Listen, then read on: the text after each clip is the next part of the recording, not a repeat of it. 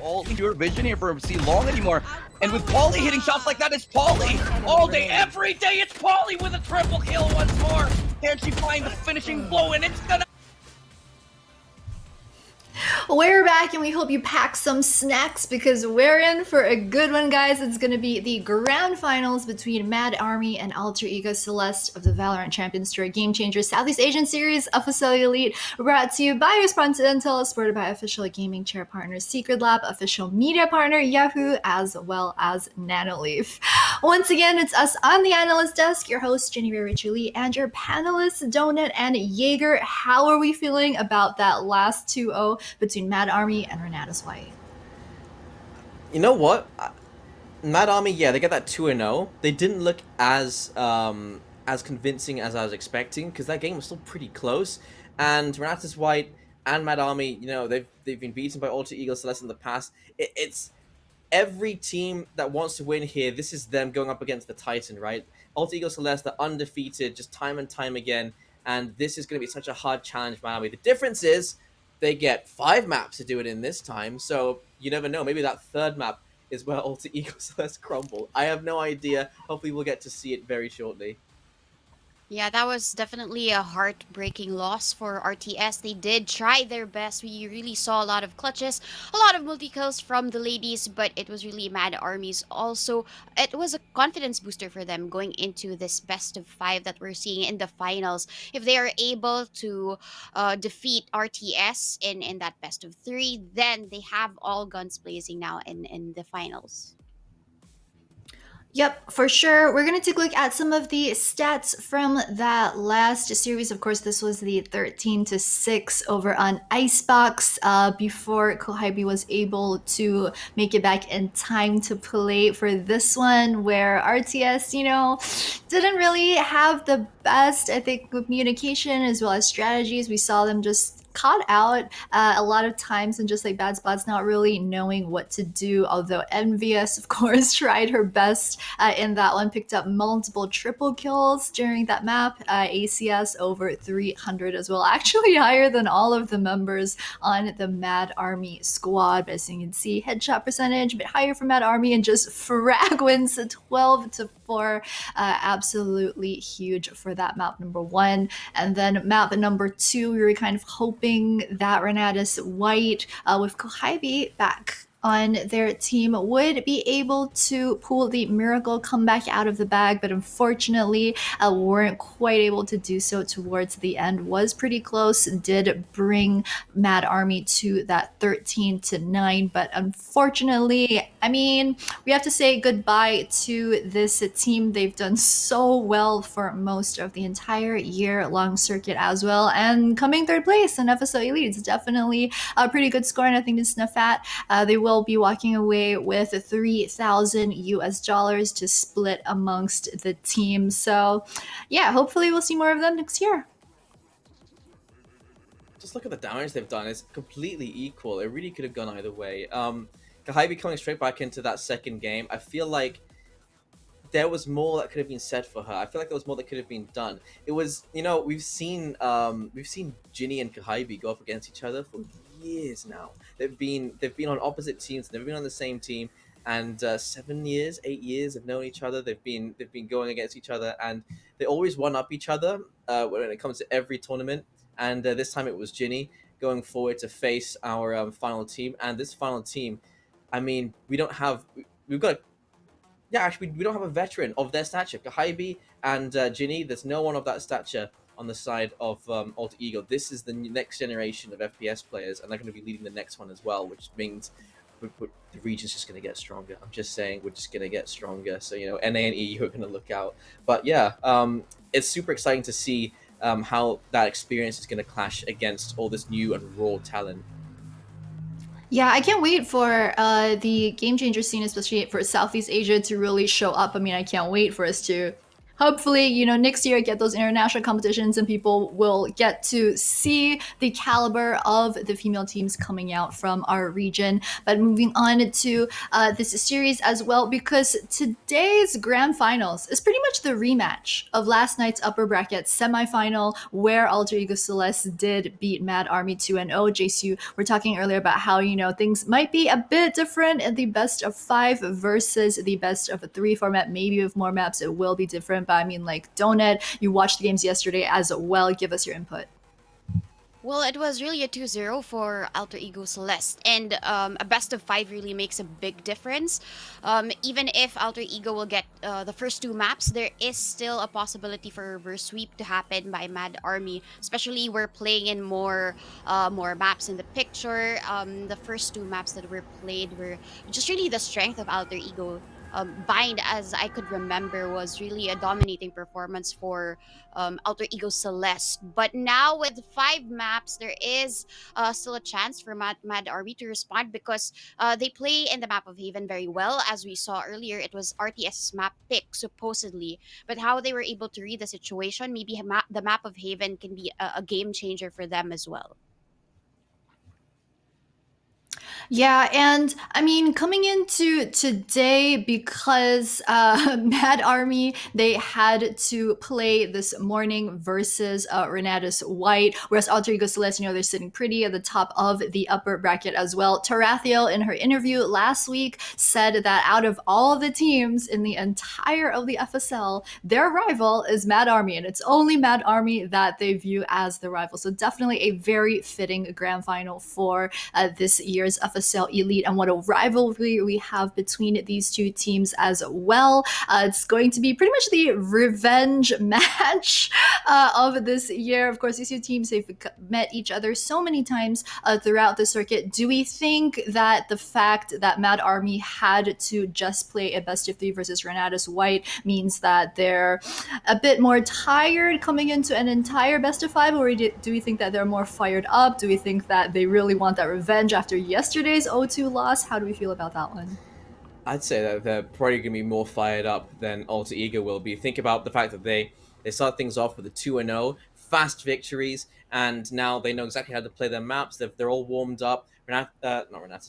Alter Ego, maybe they've been watching. They may be able to learn some things, but that mechanical skill and getting your arms warmed up, getting the aim warmed up, yeah, you can practice for a long time, but there's nothing quite like going up against someone. And I think that is a great way to warm up for a best of 5. Yeah, I Yep. definitely agree, and because it was just really it was really a fast game. It was a 2-0. If there were some overtimes in the picture, and if we ever played a map number 3, then it could be a possibility that they are a little bit tired, but that could be a booster for them, as Jace mentioned. All right, and these two teams in the grand final, guys, they need no introduction, but here they are anyway on your screens. The squad of Mad Army, Muffin, Anko, Ginny, Polly, as well as Baby TZ. We've mentioned time and again just all the girls on this squad showing up clutch when their team needs to. And here, it's none other than Alter Ego Celeste. If you've been following FSL for literally any period of time, if you tuned in for any final, you would have seen these girls as Tarathiel and Neri, Iceberg, Ayumi, Margot, as well as Ariophilia. And again, one of the teams that do play with a 6-woman roster. But after an entire year, I mean, there's almost nothing left to be said about Alter Ego Celeste that has not already been said during one of their stellar performances this entire year, all the way through FSL Open 1 through 6 that they won pretty much almost all of.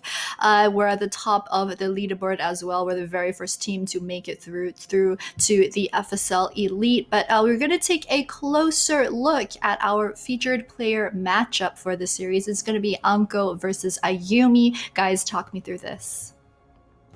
I mean, so what we're trying to compare here, Anko, an amazing duelist for the side of Mad Army. We saw her there on Haven as well, just how consistent she can be with that aim, and how lethal she can be in general. Ayumi, not even the main star player, right, of Alter Ego Celeste. We're always looking at Aneri, always think about Aneri when it comes to Alter Ego Celeste's best player, but they've got a ton of amazing players. And Ayumi, definitely one of them. 269 average combat score, average kills 18.4, and that KDA speaks for itself. That is a non-self-destructive way of playing. That's a way of playing where you keep yourself alive and you make sure you get those kills as well, time and time again. And just look how much.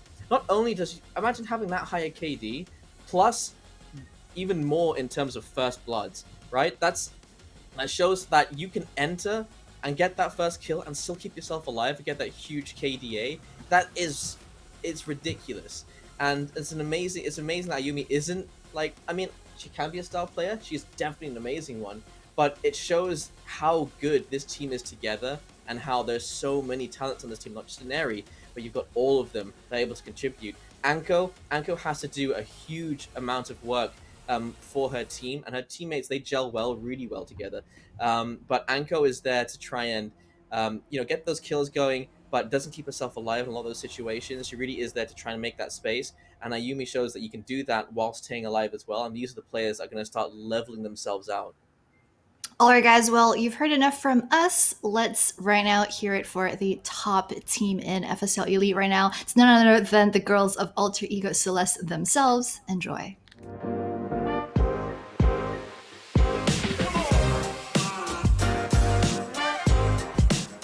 Hello everyone, my name is Philia and I'm from Alter Ego Celeste. I am controller and sentinel for my team. Hi everyone, my name is Neri. I'm the duelist for Alter Ego Celeste and I sometimes play this guy. So I started from CSGO since 2016, but I just play casually because I started competitively for about 2 years since 2018. Then after that, I hop over to Valorant because all of my teammates moved over to Valorant. So we represented Indonesia at the 2019 WSG Southeast Asia and we won second place. After that, the CSGO scene started dying, so we hopped over to Valorant because we saw a lot of potential for us in this new game. The team actually went through a few roster and agent lineup changes to find out what fits us and what doesn't. I think a particular incident I remembered was the day before FSL Open 6, where me, Ayumi, and Iceberg, we went into a custom room together, and then we just decided to switch over all our roles and just play no duelist. I think it's a very memorable incident, and turns out it fits really well for us, that kind of game style. And for me, I expected to win all FSL Opens because I'm really confident in my teammates. So I was playing a sub because I was replaced by Margeaux. Then I played FSL Open 2 when I played for Ayumi because she cannot make it. And then I think I expect my teammates to open all of the FSL Open also because I believe in my teammates. They always practice and improve their individual by playing ranked every day. For training, we have 3 times for scrim a week and 1 time for mapping. I think that's okay for us because we still can manage our time and practice. I think the one who always lead the training is Ayumi because she has experience in leading because she used to play PUBG. People might not expect it, but we actually have a few difficulties with choosing roles that fits our players. I think Margot and Tara actually switched the smoker role or sometimes the sentinel role, and Ayumi also. She played Astra sometimes and it didn't fit her, so we changed her to another role. And then I think for FSL Open, we've already fixed our mistakes, we've overcame our difficulties, and we've found roles that are perfect for everyone. So yeah.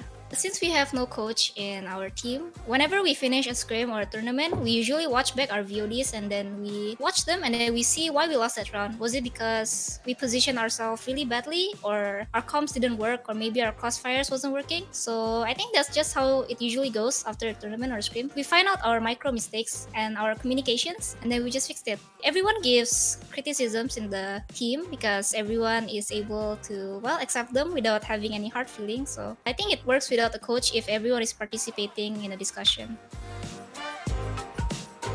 I think team to look out in FSL is Nigma Galaxy because last time they played with their main lineup. Now they played with the new roster. I think it's gonna be a surprise for all of us. For me, I don't really have a specific team that I'm looking out for because I feel like everyone who has qualified for FSL Elite is really good. So I think no team can be underestimated. I feel like everyone will come in really strong and will be a really big surprise in the FSL Elite. So I think everyone is to be looked out for. One of players to watch in FSL is Loy from Mad Army. I think she always clutch and she has a sharp aim, also a nice gameplay. So I think people need to watch her in FSL. For me, it's Gwen from Big because I feel like she's such an underrated duelist. She has really good mechanics and I feel like she isn't talked about enough. So I think she's a player that needs to be looked out for because I've seen her play and she's really good. I hope the amount of girls playing Valorant, competitively or not, increases because I think it's really fun to see a lot of girls playing this game. I also really want to thank FSL for being such a good event organizer and collaborating with Riot to give us a bigger platform to play on. So I wish the next year there would be many more tournaments emerging for us girls, and I hope the number of girls playing Valorant increases. Makasih semuanya yang udah support kita. Semoga kita bisa menang di FSL Elite. Jangan lupa terus support kita dengan komen di live chat nanti sama mention di Instagram story. Makasih semuanya. Thank you everyone who always supports us through live chat, DMs, or our YouTube platform. It really motivates us when you guys wish us good luck. We are very motivated to grind harder and practice more because we hope we can make you guys proud. And we're really thankful for the support. We hope we can bring the FSL trophy to represent our country. Thank you everyone.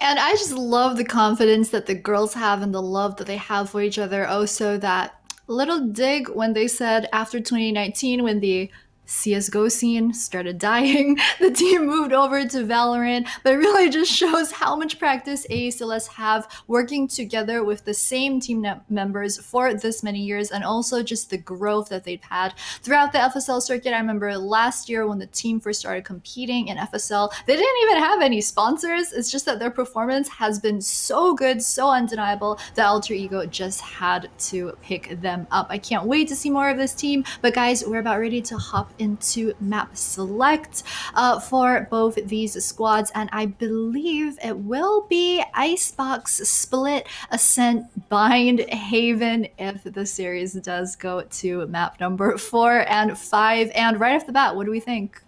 Well, I have to say that in terms of the picks, it was really, I foresaw this happening because Tarathiel yesterday, when she was interviewed, it was really the mere selection of maps that was their strategy. The team of Mad Army, Tarathiel mentioned that they really like playing in these bigger maps and they're stronger there. That's the reason for banning Breeze. And it was picked now. The first map was selected by Mad Army, which is a bigger map. And we saw them perform there earlier against RTS. They're very, very strong on this map. But the rest of the series, though, we'll be seeing a lot of smaller and compact spaces where we saw them really dominate against Mad Army. Yeah, I mean, you can see they're obviously trying to avoid anything too big. Fracture and Breeze went straight out the window. Actually, Mad Army were the ones to ban Fracture, and I think that's because it's probably the map that they're least confident on, right? Everything else, they seem to be more confident to play on. They are good at the big maps, but Fracture isn't really a big map, is it? It's a big map with just a lot of narrow corridors, and it's technically a small map when you think about it. But the big maps, they can definitely help against Alter Ego, but it's still Alter Ego. This is still not an easy game, especially if you get to that bind game, right? If Alter Ego managed to take 2 out of the first 3 and they head on to that bind map, it should end there, because we haven't seen anyone challenge Alter Ego on bind. And if Mad Army could do it, that'd be amazing. But Mad Army get 2 chances to get those points out the door, right?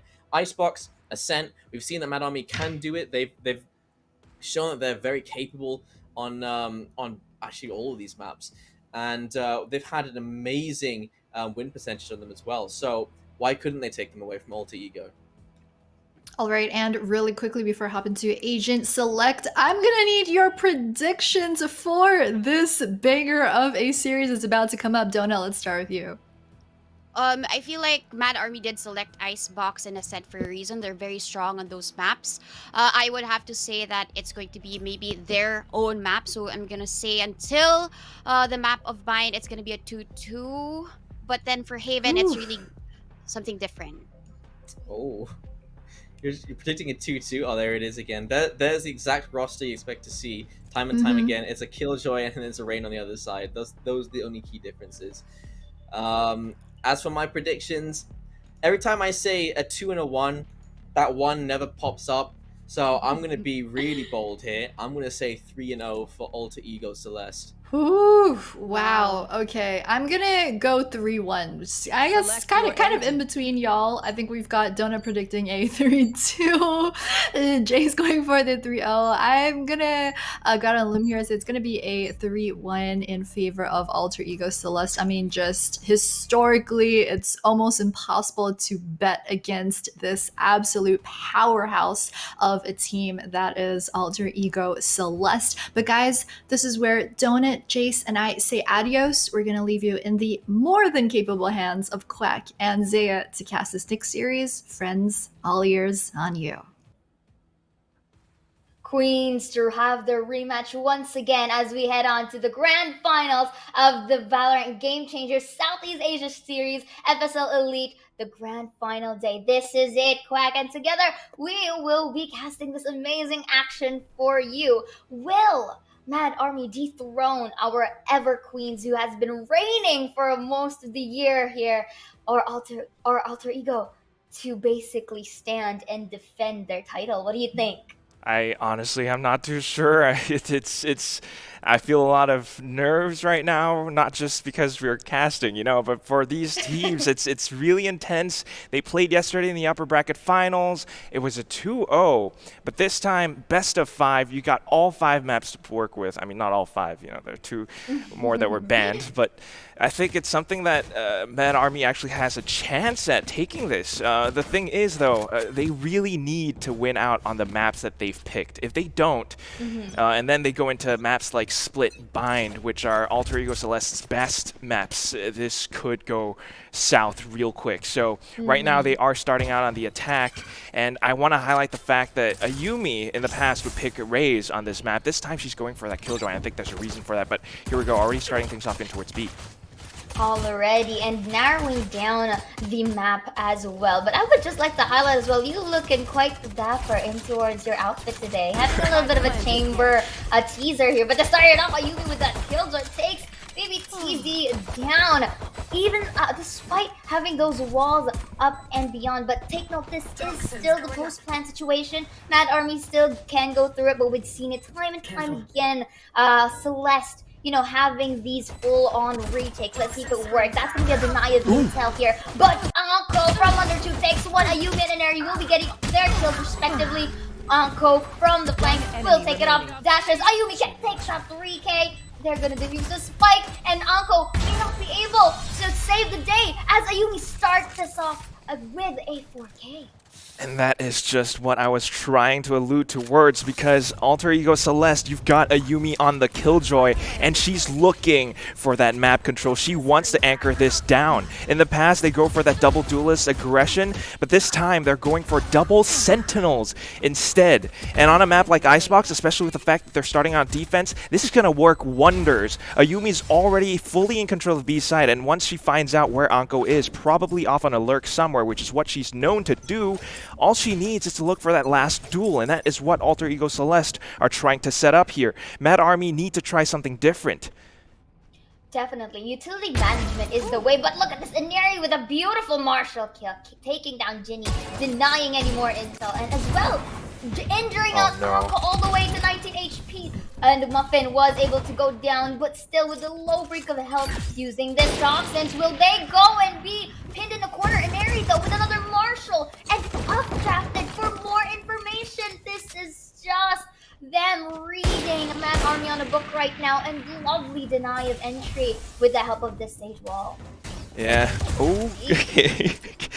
A little bit of peaks here and there, but still, this is basically the advantage of having a lot of utility management coming in from Celeste. They have a lot of options to choose from, but Baby TZ, though, still is able to get one as well, but the 3K from Turret the Ally is going to clean it up, getting their second point. just absolutely left click and hold, mowing them down. It's the second round only, and Alter Ego Celeste are already fully aware of whatever Mad Army are trying to throw at them. The fact that you got the Sage Wall up by Maze just means that there's no chance they can break it through unless they knife it or something. And even if you do go for something like that, chances are Alter Ego Celeste are on the other side already ready with their triggers and everything. It's incredibly tough for Mad Army to break past this, but now that they have a full buy, maybe they stand a little bit more of a chance. Let's see what they can pull off here. I think map control is really crucial. They need to find it somehow. They can't just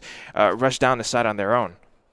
Definitely, and I love it how they are utilizing the mid side of the map. So they're very versatile and proactive in getting these map controls. Baby T's gonna start off taking down Iceberg, as well as Inari Polly for the trade truck fail with the kill of her own. Everything is going to happen, you know, in the different sides of our map, but still they're already knocking onto the side store. FSL will try to spray despite these walls up and above. You would that's an understanding, because basically you'd want to remain quite straight. But here though, Ginny still, you know, getting that 20 capabilities down, denied it, and with only Baby TZ to take Tarathiel down, that is going to be 1-2, not wanting to further up the gap. Yeah, not too bad. I mean, this is the third round after all, so pretty standard stuff. Nothing too surprising, except for the fact that Mad Army are trying to read the game as well on their own. They know that Alter Ego Celeste had a couple of marshals on the previous round, and the chances are when you're up against a player like a Yuumi, maybe even a Neri to a certain extent, they're going to be looking for these duels. So posting their players towards positions like mid, maybe even green, they were hoping that Alter Ego Celeste would peek out, and then they would have the crosshair placement really sharp just to go in for that counter strafe shot and get a couple of heads. Coming into this one though, now both sides with the full buys. Question is, what is Alter Ego Celeste trying to do? They're actually pushing together as a squad down mid right now, and this is big intel for those girls. They will be able to figure out that, okay, they're not trying to make a play through mid. We probably don't hear anything around A as well, so let's check out B. And that is where the Mad Army players are. Anko is going to watch for this. Will be able to take Tarathiel down first. Looks for the second one, but unfortunately, hearing the updraft, she gets a little bit distracted. Orvila takes her down. Baby TZ is already good for the flank guard, though, and she's going to find another one as well. But towards the front, it's going to be a Yuumi just shutting them down with that operator. Baby TZ is stuck and pinned down. She has the res, though, so once she goes for this, they need to hightail it to A. Indeed, but that's going to be a res 2-on-2 for both sides of the team, quickly rotating to A, but Iceberg already knows better. The intuition is in her blood right now. Iceberg goes for that. Oh no! Goes for standing the spike, denying it from actually being dropped down, with only Anko as the remaining member of the pack. Let's see how this is going to go, because look at how they're positioned here. It's a beautiful crossfire for both Ayumi. Moment she just peeked it towards mid is could be a casualty, but she still survives it surprisingly. Now Anko goes for the hunt up and above. May go for the spike, but she doesn't know that she's above it. 10 seconds left. With, oh dear. Oh, okay, that's going to be another plant. Iceberg may go for the kill, but you know what? Yeah, with a little bit of a chip damage coming from Ayumi with that classic. Still really helpful. And a third point now for Celeste. Oh my gosh, Celeste, they are cerebral in this game. I mean, it's almost like they're Professor Xavier, Tarathiel, she's wearing Cerebro, the helmet, and somehow just reading every single thought coming in from Mad Army. Again, this is very crucial that they have bits of map control, but this time it was ultimately denied as soon as they tried to push in towards B. It's partially because of the flank that they had, but at the same time, it's also Ayumi just absolutely anchoring down with the operator. If Mad Army continues to go for pushes like these, and sometimes Anko going off on a lurk on her own, it's not going to work out too well, especially in a scenario like what we just saw earlier on. 2v2, and you don't have that much time left.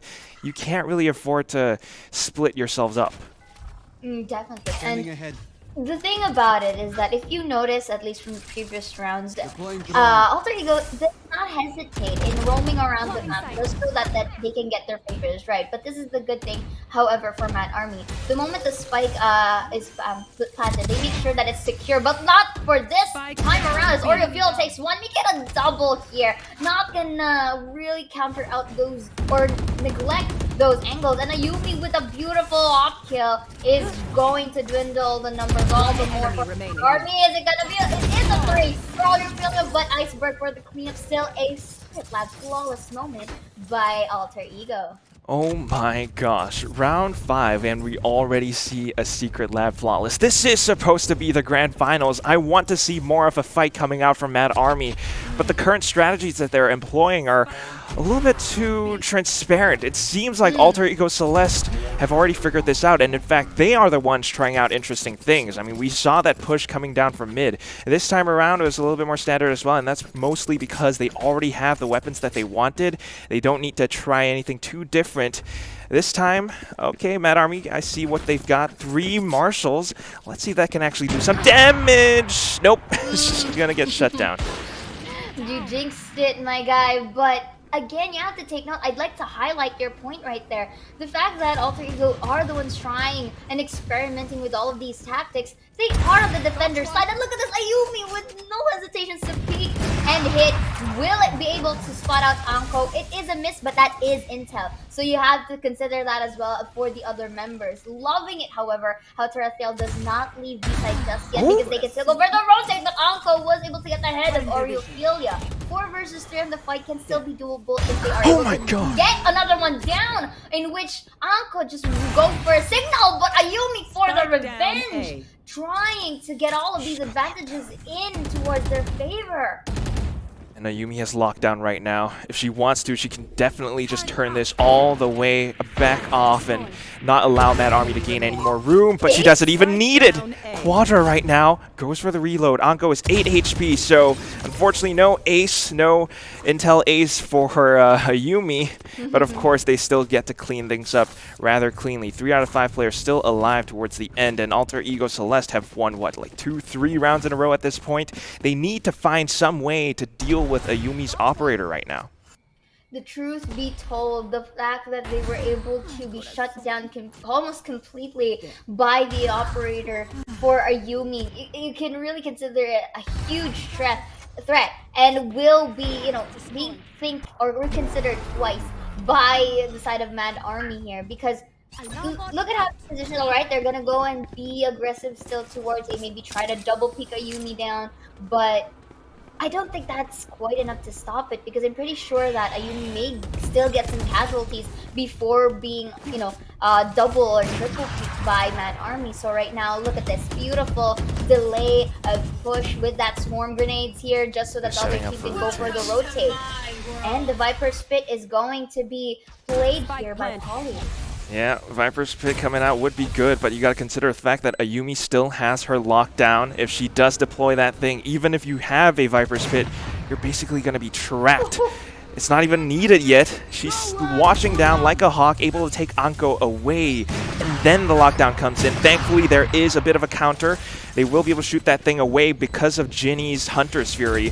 So counter for counter, the ults are good, but what's even better is going to be the kills. Polly watching the angle will be able to take down the first player. Snakebite to deny the spike defuse a little bit longer, buys extra time and basically confirms the win. AEC need to push in and look for the kills right now, but unfortunately they won't really get it, and maybe TZ trying to deny it even further. They know that they don't have any more time, so thankfully she makes it away, and of course earning the Nano Leaf clutch for her team. This is the question that comes into mind, though. But before anything else, I think that we will be looking at that replay from earlier. But again, a question comes to mind is, okay, sure, we do see that this shutdown from Polly getting down, or Oreophilia, and Baby TZ as well to deny, at least some amount of economy per se, but still we can consider that Alter Ego is quite healthy. But this is the question that took Viper Spit. What the risk that I'm quite worried about is they need to walk in sight without being too dependent on utility. But with that, what you have just reacted, Iceberg taking on the Fury kill, and it's against Ginny. And you know, Ginny here being one of the agents in towards Mad Army to give them information, but Muffin though will counter that out. You know, take down Iceberg as well. So it's Sofa for Sofa. You know, I receive, you receive. But this Ayumi though kind of misses her shot back there towards Ness, but Inari may have something to do about this because that was info to say the least. So they're kind of wary on how they're going to enter towards the site. Oh, Tarathiel though was able to spot out Ancoin towards mid, or you feel y'all already pre-aim. That's gonna be a casualty. I don't think Akko can be doing that any longer. Muffin and Baby TZ, the last ones left alive to defend the spike, and not to mention Tarathiel still wrapping around the back. They have no idea that she's here. They're already distracted by the front. Baby TZ will be able to get the first head. Looks for the second right now. She's able to take Oreophilia Gun, and that just might have saved it, thankfully. Mad Army with another Nano Leaf clutch, still continuing on with this little streak that they're trying to start. 3-5. That was 2 wins in a row, but still, it was kind of costly, right? 12-3-0 is what Ayumi has for her KDA right now. Yeah, so into this replay, you know, Iceberg really started off really great, and also the members of Oreophilia. But the thing is, this is also the second round consecutively that they managed to buy enough time so that the other members of Alter Ego does not have time to defuse the spike. And those are like one of the two scenarios that you would want to basically put yourself in. So let's see if Alter Ego can have something to do about this, because in terms of retakes, yes, they sure have it, but they don't have time. So maybe we might see a bit of a more faster pace in terms of them trying to take it. But Muffin is going to shut down Ayumi, who's been very tedious to work with here, at least for the few rounds that we've witnessed. Very good, because this is Mad Army actually reading the situation perfectly clear. They know that Alter Ego Celeste doesn't quite have the economy they're looking for, so they're probably just holding angles, looking for the duels, and this is where Mad Army will gain free reign. Rushing in with the fully automatic weapons, they are actually able to do some damage, but Alter Ego Celeste holding angles will be able to do a little bit as well. Wait, this just got turned into a 1v1. What just happened? Oreophilia going for the res now, brings Iceberg back to life, and she has a sheriff. Ginny is the last one alive, though. If anyone can do it, she definitely can, but now she gets spotted out. Oreophilia coming back from the other side. She gets an intel ace with frenzies, with specters in this round? How? 4K frenzy plus a specter to boot. The moment she picked it up, beautifully done. Angle isolations coming in from Oreophilia, really getting up the charts. Look at this. So Oreophilia takes Anko down one look, and beautifully done with that spray. Was able to look at Baby TZ. And here comes the rest. And this is the unfortunate event that happened there, because it was a 1v2 situation, could have been a double peak, but understandable for the side of Mad Army, since maybe they did not expect Oreophilia to be in that position as quick as she could have been. So that alone is one of maybe the things to further secure this gap that they currently have in them against Mad Army. Yeah, I know what you mean. Like, this is Alter Ego Celeste making sure that Mad Army does not catch up to them. They might have won 2 rounds in a row. Yeah, it's okay. We're just going to go in and win off a Thrifty. Like, that might have been an Intel Ace, but it was also a Yahoo Thrifty because they had nothing but pistols in that round. Yeah. Incredible stuff, but here we go. This time, Mad Army with a little bit of a half buy. Let's see if they can actually do some damage. It's going to be the long-range weapons, though. Every single one of these guns are guns that perform at long range. You need to hold angles or at least have pre-aimed positions to do that. And unfortunately, with how Oreophilia is playing right now, slipping in and out of position, it's going to be a little bit more difficult. Still, though, they're going to press forward. The sheriff shots will ring true. They find a couple more. The res comes in, and just like that, they claim the site. Indeed, but this comes into the retake game as we see this drone may find or spot some members, but no, it's actually Inari who's going to be spotted out by the drone here. So that's going to be Toxins down, forced to reposition here, but Anko will still get that kill. on Tarsiel and Neri for the trade, but here we have bodies on the floor. Echo cleaning it up with a 3K, and that's a Yahoo Thrifty from Mad Army. You know, sharing is caring. You kind of said it earlier on, Zaya. You know, you take one, I'm going to take one as well. This time it's Mad Army taking the fight back to Alter Ego Celeste. I mean, let's take a look at how they did this, right? It was earlier on just the fact that they actually managed to gain site control through maybe Alter Ego Celeste kind of underestimating them, but the Sheriff shots were just so clean. They were able to creep up towards the front underneath pipes, and I think Oreophilia, they might have spotted them out at the start, but then they just weren't quite ready to deal with the shots that they were gonna come in. And then of course with the retake, not enough numbers. They were able to do a little bit of damage, but it's just not quite enough. Here they go, though, back into the fray. Alter Ego Celeste are looking to make this into a win off of Inari's Bladestorm. So far, none of them are connecting. In fact, Mad Army are the ones that have created quite a bit of space in towards the A site. Perhaps Ayumi's looking to set up for a retake right now. She does have the info, maybe even looking for an angle, but it's getting blocked off by the toxic screen. And with only a Sheriff kill, she got 1 shot, 1 kill for the sides of against Mad Army. But now the plant is gonna be down. But again with the 1-shot, making it 2 beautifully done by Ayumi. Nice, very nice angle isolation coming in from her here. And they might break the wall. And for the flank, Ginny does not neglect that, but Polly and the gang are just trying to, you know, make the best out of these post-plant situations. Polly still gets her down. Ayumi for that 3K trade.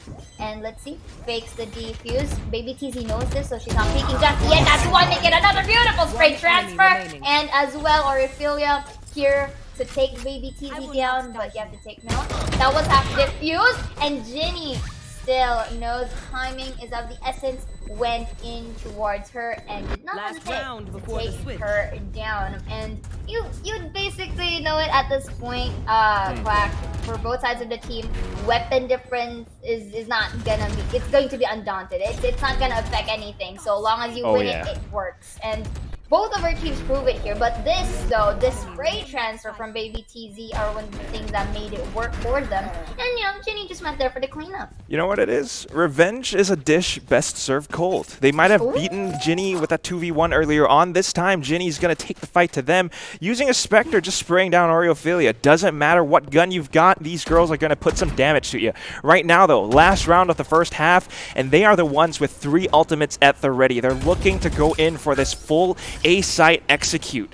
I don't know if it's going to work because Alter Ego Celeste are fully aware of this. They have all the stacks that they need, but something that they didn't quite expect was Inari up towards the side of screens. Her legs were a little bit exposed, so she's tagged up. Thankfully, the heal comes back in.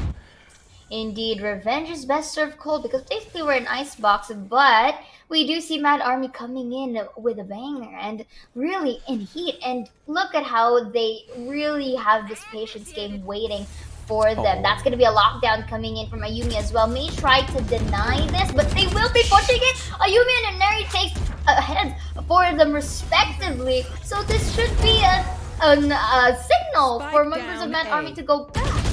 No players are going to be detained, but they were able to contain the members of Mad Army and force it to be, you know, in a state wherein they are pinned down towards spawn. And that's going to be a win for Celeste. That's a good line. That's a good call. They weren't detained, but yes, they were absolutely contained, locked down, just because of that presence of that ultimate coming in from Ayumi. She is leading the scoreboard right now with a 17-7-1 KDA, the highest amongst all the players on the server right now.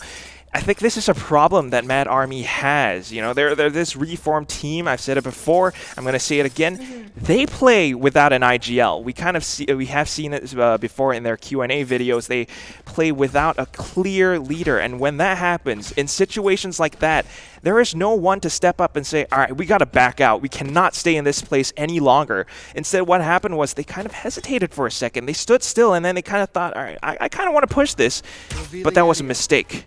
Ayumi was already ready for that. They shut them down, and then the 3 remaining players were just pinned down. Here we go, swapping sides. It's the second half.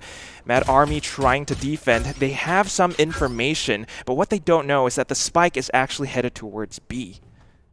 They do know now, and Ari will be taking down 1 in the process, but Iceberg knows that Muffin is on to the right side. So maybe a double peek would happen.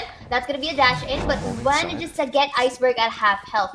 But look at this though, they are marching in, as you did mention, the spikes at B, they just created presence towards A, and look at how they're responding to it right now. They're forced to go for the flank, which should be telegraphed now for the side of Alter Ego, because look at that! And Neri takes Anko down on towards B side, maybe TC for the trade, but Ayumi says otherwise. And post time position in towards smoke, Ayumi, you're popping off!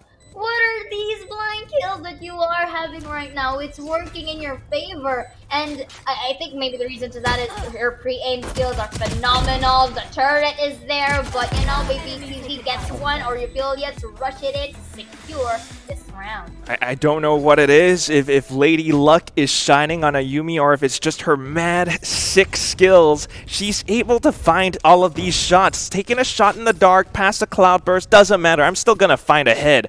I mean, maybe it's the footsteps, maybe the fact that she saw it a split second before it actually went up. Yeah. But she has pristine crosshair placement, not to mention her teammates aiding her so much. The way that they push in, the way that they hold for post-plant positions, they make sure that if Mad Army are going to try to peek them, there's at least more than one target on the screen at all times, and that just means that Mad Army are going to be a little bit overwhelmed. And now, winning 2 pistol rounds, Mad Army are at the back of this game. I mean, how do they respond to this? They've got a couple of shorties, but I don't think that's the best buy that they could ask for.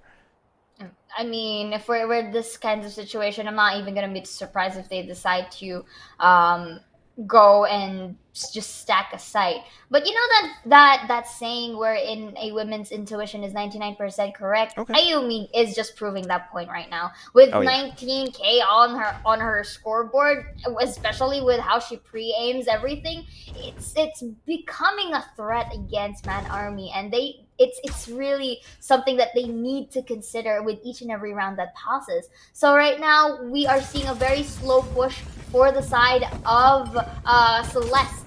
Look at this, Oreo Philip taking Anko down. This is quite vital because Anko is one of the members of Man Army that goes in for the opening. And Neri for a kill of her own here, especially with better weaponry as well. Beautiful right pick from Jenny to respond, but she will be detected by the recon ball.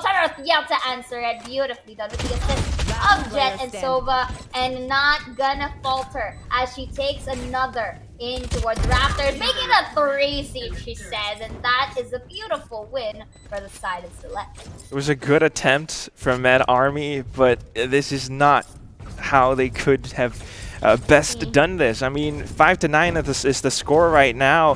Very potentially even 10-5, just because Mad Army don't quite have the best defenses, and at the same time, Alter Ego Celeste are just running them down. They kind of sense that, okay, Mad Army are not this just random team. They're probably going to try some kind of a strat, maybe even shorties. And that is why they creeped up towards the side of A, and kind of like a jack-in-the-box, they just pop out at the best possible moment, surprising every single player. And once they got the spike down, once they have control, it's just seemingly so difficult to retake. Muffin, though, this time around with an opening pick, just hiding around one of these forward positions, she's actually able to do a little bit of damage, which is good. But they still need a little bit more information. It's guns versus guns right now. We have seen how deadly Alter Ego Celeste can be, but they need the correct situations for these guns to pop off. This is quite risky for the side of Oreo, to say the least. Her alone, especially with that spike, while the other three, where the other 3 goes for that flank. But to be fair, we've seen Oreo pop off here, so if she could just, take some peeks and put it into her favor, it would work. But loving the patience for Mad Army right now, they know that they are at the advantage, and Ginny just took that into her arsenal. But with the shutdown from Ayumi and Oriophilia here, leaves an opening baby DC for the trade. Anko knows that she's gonna get that spike soon and goes and take her down. Ayumi with a low break of health is going to be taken down by Anko here. 6-9 on our scoreboard, still close, but in terms of gaps, Celeste still has it. Still has it indeed. I mean, it's a 3-round gap.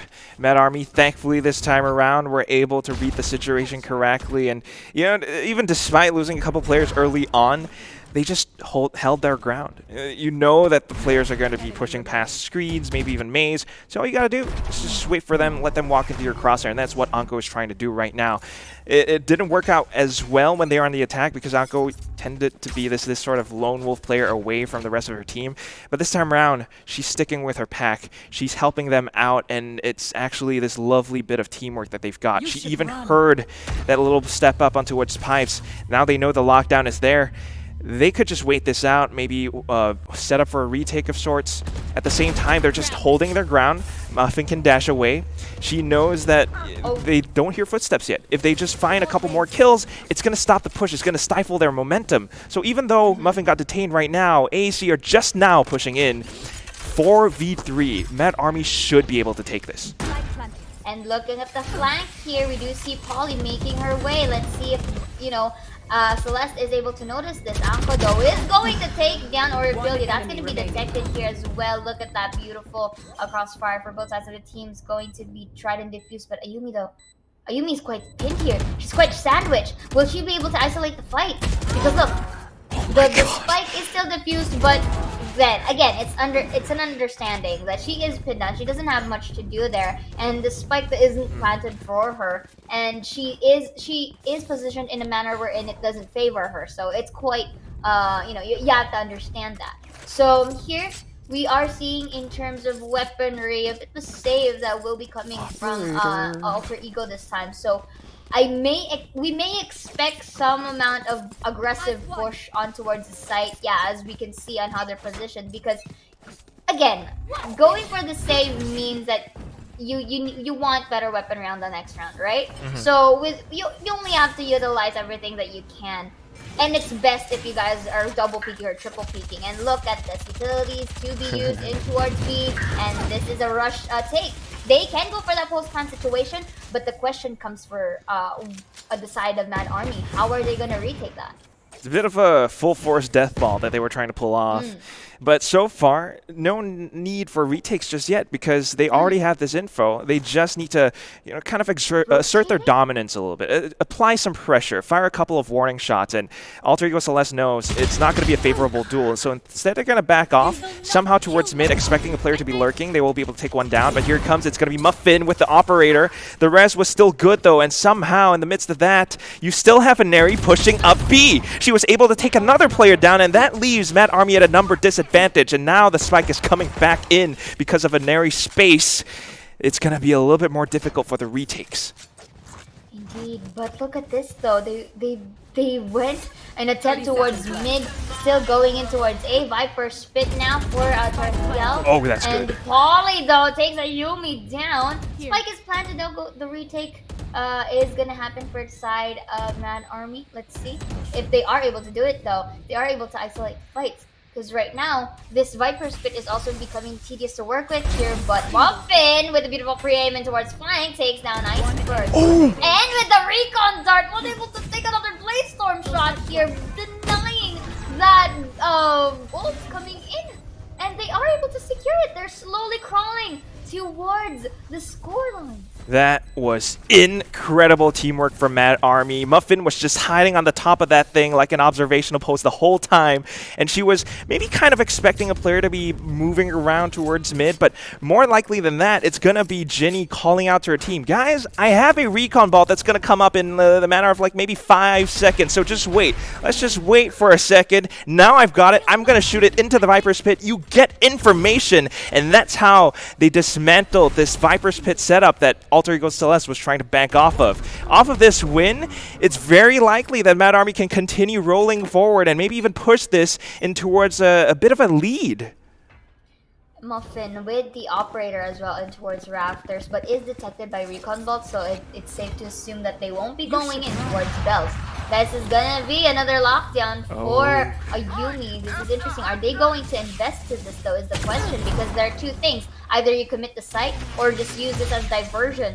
But we see, however, Ineri will be tagged alongside that Hunter's Fury to slim down the health, but Oriofilia with the gang was able to double peek Anko through the nest. Now comes the spike down.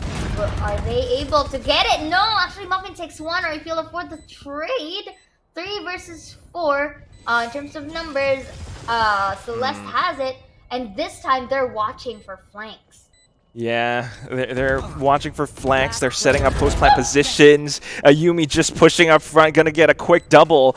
Thankfully, Baby TZ is there to shut that down, but still, she's got 3 more targets to find. And given their current positions, it's way too difficult. Not unless she pushes up front, and if she does, she's gonna give up info. She's gonna take a little bit of time. So what else she's gonna do is to just pick up the operator, back off for the save.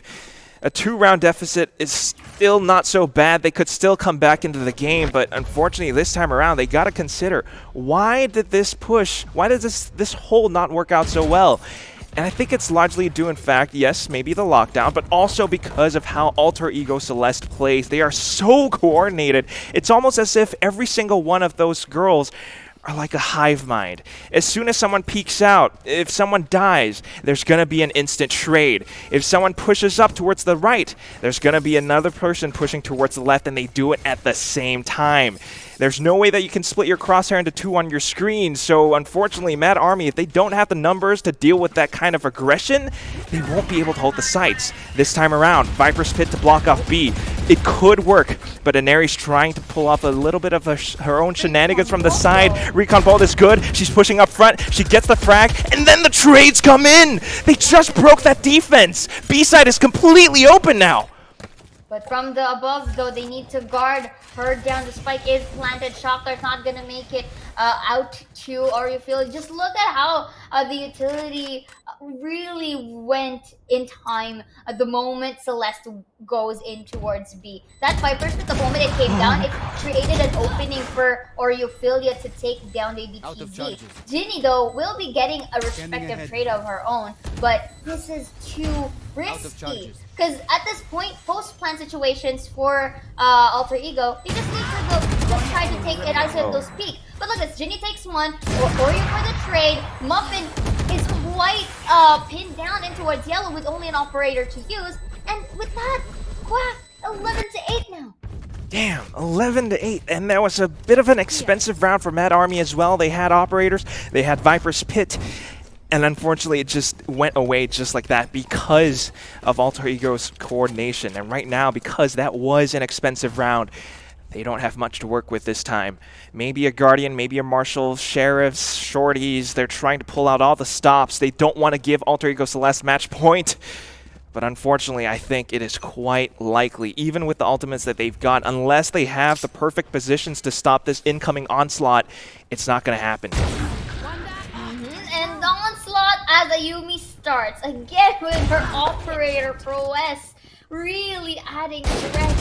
More inside the Mad Army updraft here just to be used as a diversion for Tarathiel to have that kill, and they now dominate the side. So this is our aggression that we've been looking for. That was a beautiful tap on the head as Inari may take a double here, bit whips, but Polly denies that fact. But with only a sheriff to work with, she might get the Vandal, but Oriophilia is fast on her toes. Will be getting that cleanup for the match point of this first game. Oh my god, Zaya. I feel like we haven't even been casting that long. Alter Ego Celeste have already pushed this in a match point. Just look at how they push up front. Ayumi already anticipating a player there. Positions her crosshair perfectly. Gets the first one. Anticipates the second as well. And then Inari, of course, just sharp as attack this girl. Anywhere she goes, the movement, she's actually able to take them down. Polly has some heroics, and this is kind of leading to my next point. Mad Army, these girls are a force to be reckoned with. They have what it takes. They have the individual skill. What they currently don't have just yet is a bit of that teamwork. Still, though, now that they have the full buys, they have Muffin on an operator, they could get a couple more rounds. Maybe even push us into overtime. Let's see how this plays out. The lockdown is already in place. Alter Ego Celeste not yet committing, though, because they know how deadly the shots can be. They're watching the angle. Yumi's the one to watch out for. She's got sniper overwatch for her team. Anyone makes a single move, it's quite likely that she will get the flick. Ayumi here for aim that she knows! She knows that there are people. Oh! Especially with that spray, she just goes for the hit. No hesitation. After Biggie TZ, and Anko takes one. There's the res there. They may go and it's so beautiful. Anko is trying to pop up. The Empress here, Horrible for that shutdown. No, actually, Polly goes for the trade.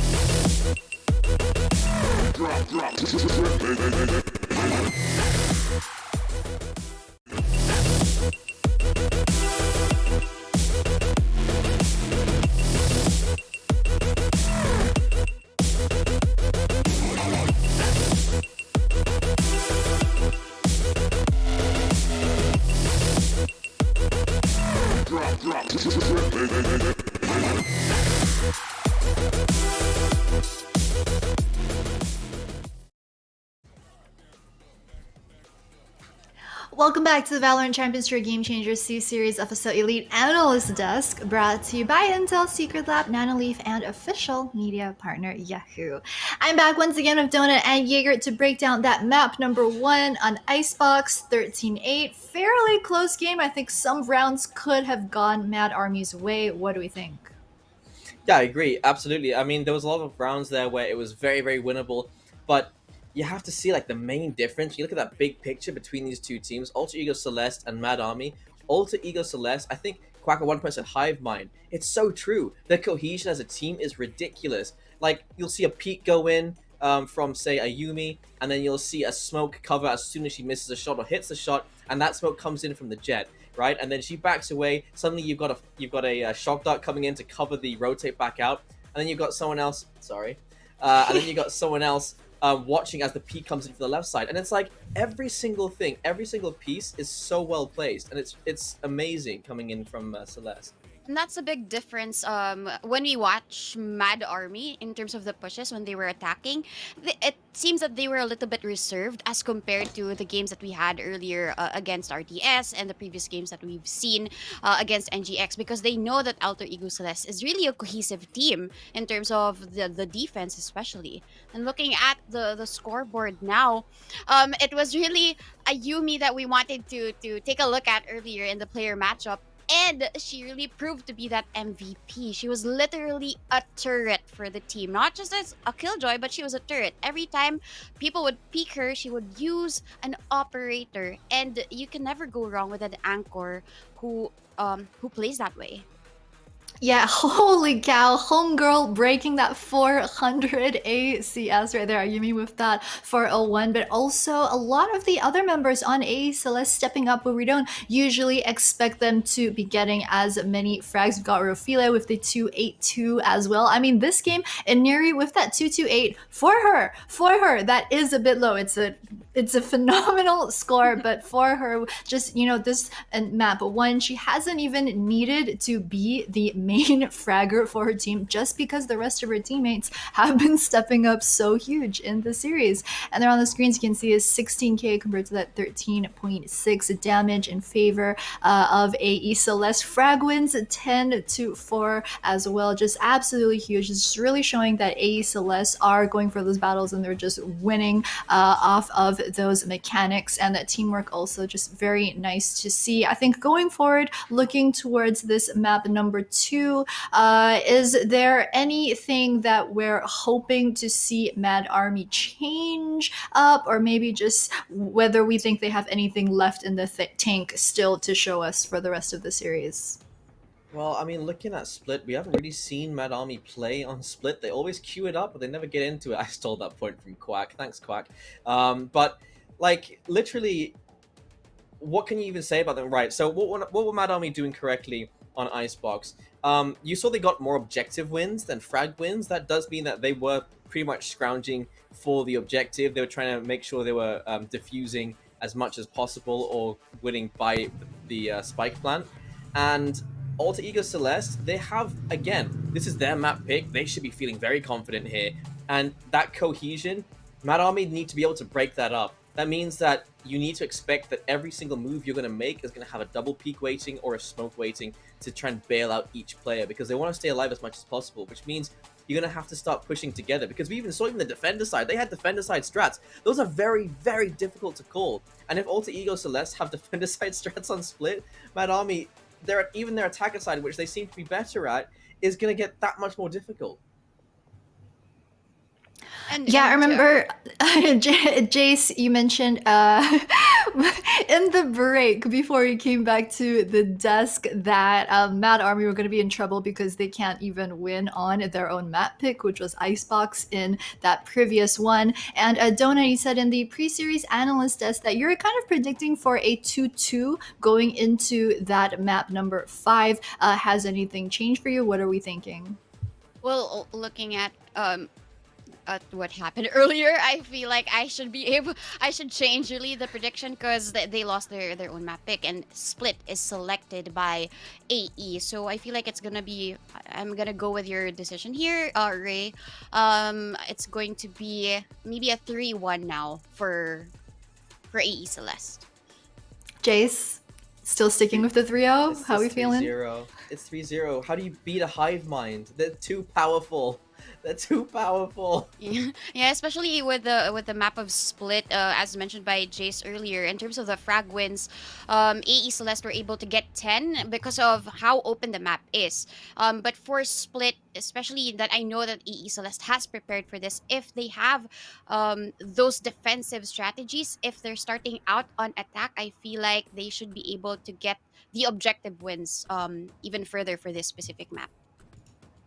Yeah, and I feel like Mad Army just might be in a bit of trouble this time around because I believe historically they've pretty much always banned Split, so we've almost never seen Mad Army play on this map. The thing is, with the addition of Fracture, and also since we're the first competitive region to add Fracture to our roster, Mad Army has had that terrible decision of having to ban Fracture instead, which is why they're playing Split this time around. But we are into Agent Select right now. Alter Ego Celeste once again just insta-locking all of their agents this time. They're going to be playing that Omen for Tarathiel this time around. Mad Army taking a bit longer. I think Jenny's probably going to end up with Sova. Oh, wow, Jet. That would be interesting. What do y'all think? It would be interesting. KO? Oh, KO. That's also... I think KO is viable on Split, but, you know, she's just cycling at this point, so who even knows? The Omen pick, you know, some people prefer to have a blind over Gravity Well. It does make sense, especially considering the fact that this team doesn't have any flashes whatsoever. So Select might as your well have the agent. one flash in your Omen. I think Ginny has to pick something with a flash because they've got nothing to flash with either. Yeah, definitely agree. They don't have. Oh, but Ginny's Oh, locking no in the flashes! jet. There's not going to be any flashes, so they're going to be just using the utility of the Astran as well as the race to get those entries. That's a bit tricky now. Maybe in the defense that would work, but in terms of the offense, I think they'll be a little bit cheeky against AE that at that point. Yeah, for sure. I mean, how do we think this is going to pan out? We already had doubts coming into this one just because of the split map pick. Like, do we think that it's maybe that Mad Army haven't had as much time to practice? Are they just going for that confidence pick here with the agents? What's going on? Maybe this is what they're most comfortable on. We haven't seen them play Split yet, so perhaps this is exactly how they play, and they're going to show us how they play Split. All right, guys. Well, we're going to see if Mad Army can make this work, and we'll see if they can take this map number 2. But here is where Donut, Jason, and I bid all of you goodbye for now. We're going to hand the time over to Quack and Zaya to cast the rest of the series. Friends, take it away. Thank you so much, Ray Richu, and you can see that it is Halloween. I'm kind of a little bit dressed up like Chamber, but you know what? A lot of people have been saying, like, tweeting out things like, "Oh, Chamber, step on me," and all that. But I think I got a little bit of a segue. I got a point. Alter Ego Celeste might just be the ones to step over Mad Army right here. This is their home map. Split is one of the maps that Alter Ego Celeste, any chance they get, if it's not banned, they are 100% going to pick it. And this is why. And also, in addition to that, they are a team that actually consistently switches up their agent composition based off of the teams that they're playing against. Earlier on, when they played against TC Arise, they had the Jet plus Raze combo. This time, they're going off of double controllers, double sentinels. This is interesting. They are starting out at the attack, and they're already pushing out towards A Heaven. Oh man, this is going to be very interesting. And considering the lineups for both sides of the teams, they don't have flashers. For the side of Mad Army, they only have Polly and Astra for the smokers. I don't like Celeste to the Omen, but right now there's no casualties just yet, but they just created some presence on A, but they're marching their way towards B. This is your usual Celeste lineup, but Ayumi to actually open it up, Polly to deny it, but the wall is going to secure them at least, but Jin already knows she is already on the jet. So let's see how this is gonna go. The spike is in towards B. They'd have predicted that this could happen, so they just need to secure it, but that's a beautiful pixel peek from Jin. Polly as well to secure and to let Oreo be the remaining member, but she could be triple peaked here. This could be a game. This could be a round for Mad Army. She's looking for it. Oh, she saw the little barrel. She gets that free play shot. Nicely done, Ginny. And I think they basically made Ginny to be the jet here because, of course, this is Grand Finals. Like, you would want her to use this, right? Yeah, this is the kind of thing, right? So they might not have flashes, but they're starting out on defense, and that is where it could actually work out somewhat well. The thing that you got to consider is the fact that Ginny, you know, she's prestigious, she's prominent, people know her from other FPS titles, but here in Valorant, when she first started playing, especially when she first started playing here in the FSL Valorant circuit with Mad Army, her first few picks were almost always Muffin. She's kind of made space for that so that Muffin can pick the jet. Now she's back on the jet, and she has that fragging potential. If she doesn't use her utilities to entry, instead playing a conservative jet, it could actually work out really nicely on the defense, and that's what we're seeing right now. They're trying to bait Alter Ego Celeste to peek in and push in, and then that's where the frags will start coming in along with that as well. For you.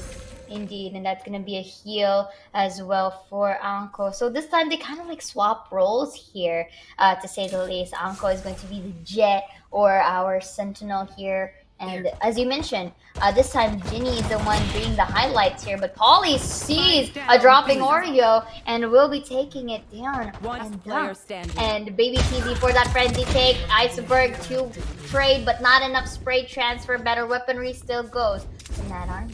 Pretty good, pretty standard stuff that we're seeing. I mean, they're just expecting for these duels to come in and kind of weaving around the pillars like what Oreophilia did to them in the previous map. So, of course, this being map number 2, they need to take this. If they do, this will put them in a better position. But considering the fact that this is Alter Ego Celeste's map pick, I don't think it's going to be that easy. Now they have the full buys, and you got to consider the fact, again, that Alter Ego Celeste, they have this really interesting initiator-less composition. 2 Sentinels, 2 Controllers might actually be really good once they actually get onto site. But of course, that being said, the first hurdle is still to break past and gain some map control. And right now, that's being denied by the players like Anko, who usually is a duelist. Right now, I'm just noticing she's on a Sage. Indeed. I mean, you forgot me. You know, I mentioned that. Oh, sorry. It's all right. I'm used to it. But going back here, make sure, you know, we did see earlier that Anko did certainly not forget Tarathiel there, especially with the flanking capabilities of Celeste. So we did see. I mean, we did mention at least as well for the panels that in terms of Mad Army not choosing split. We haven't seen them, but right now, at least in the first 2 rounds, they're actually doing it pretty well. So it's kind of like forcing Alter Ego to be more proactive and towards the map. Notice how they kind of like rotate to and fro from B to A after making some noise here and there. They don't hesitate, and that's already a common thing for them. But the question though, with only 4 members remaining, do you think numbers wouldn't be an issue for Celeste? It should be an issue, because take a look at what Anko is playing. The setup that they've got, I say that, and then Neri proves us wrong! 3 kills in a matter of 3 seconds! Just like that! 12 seconds remaining, though, and they have yet to get the spike down, but that's not even needed! She just goes in for the kills, knowing that Polly's gonna be coming in from spawn?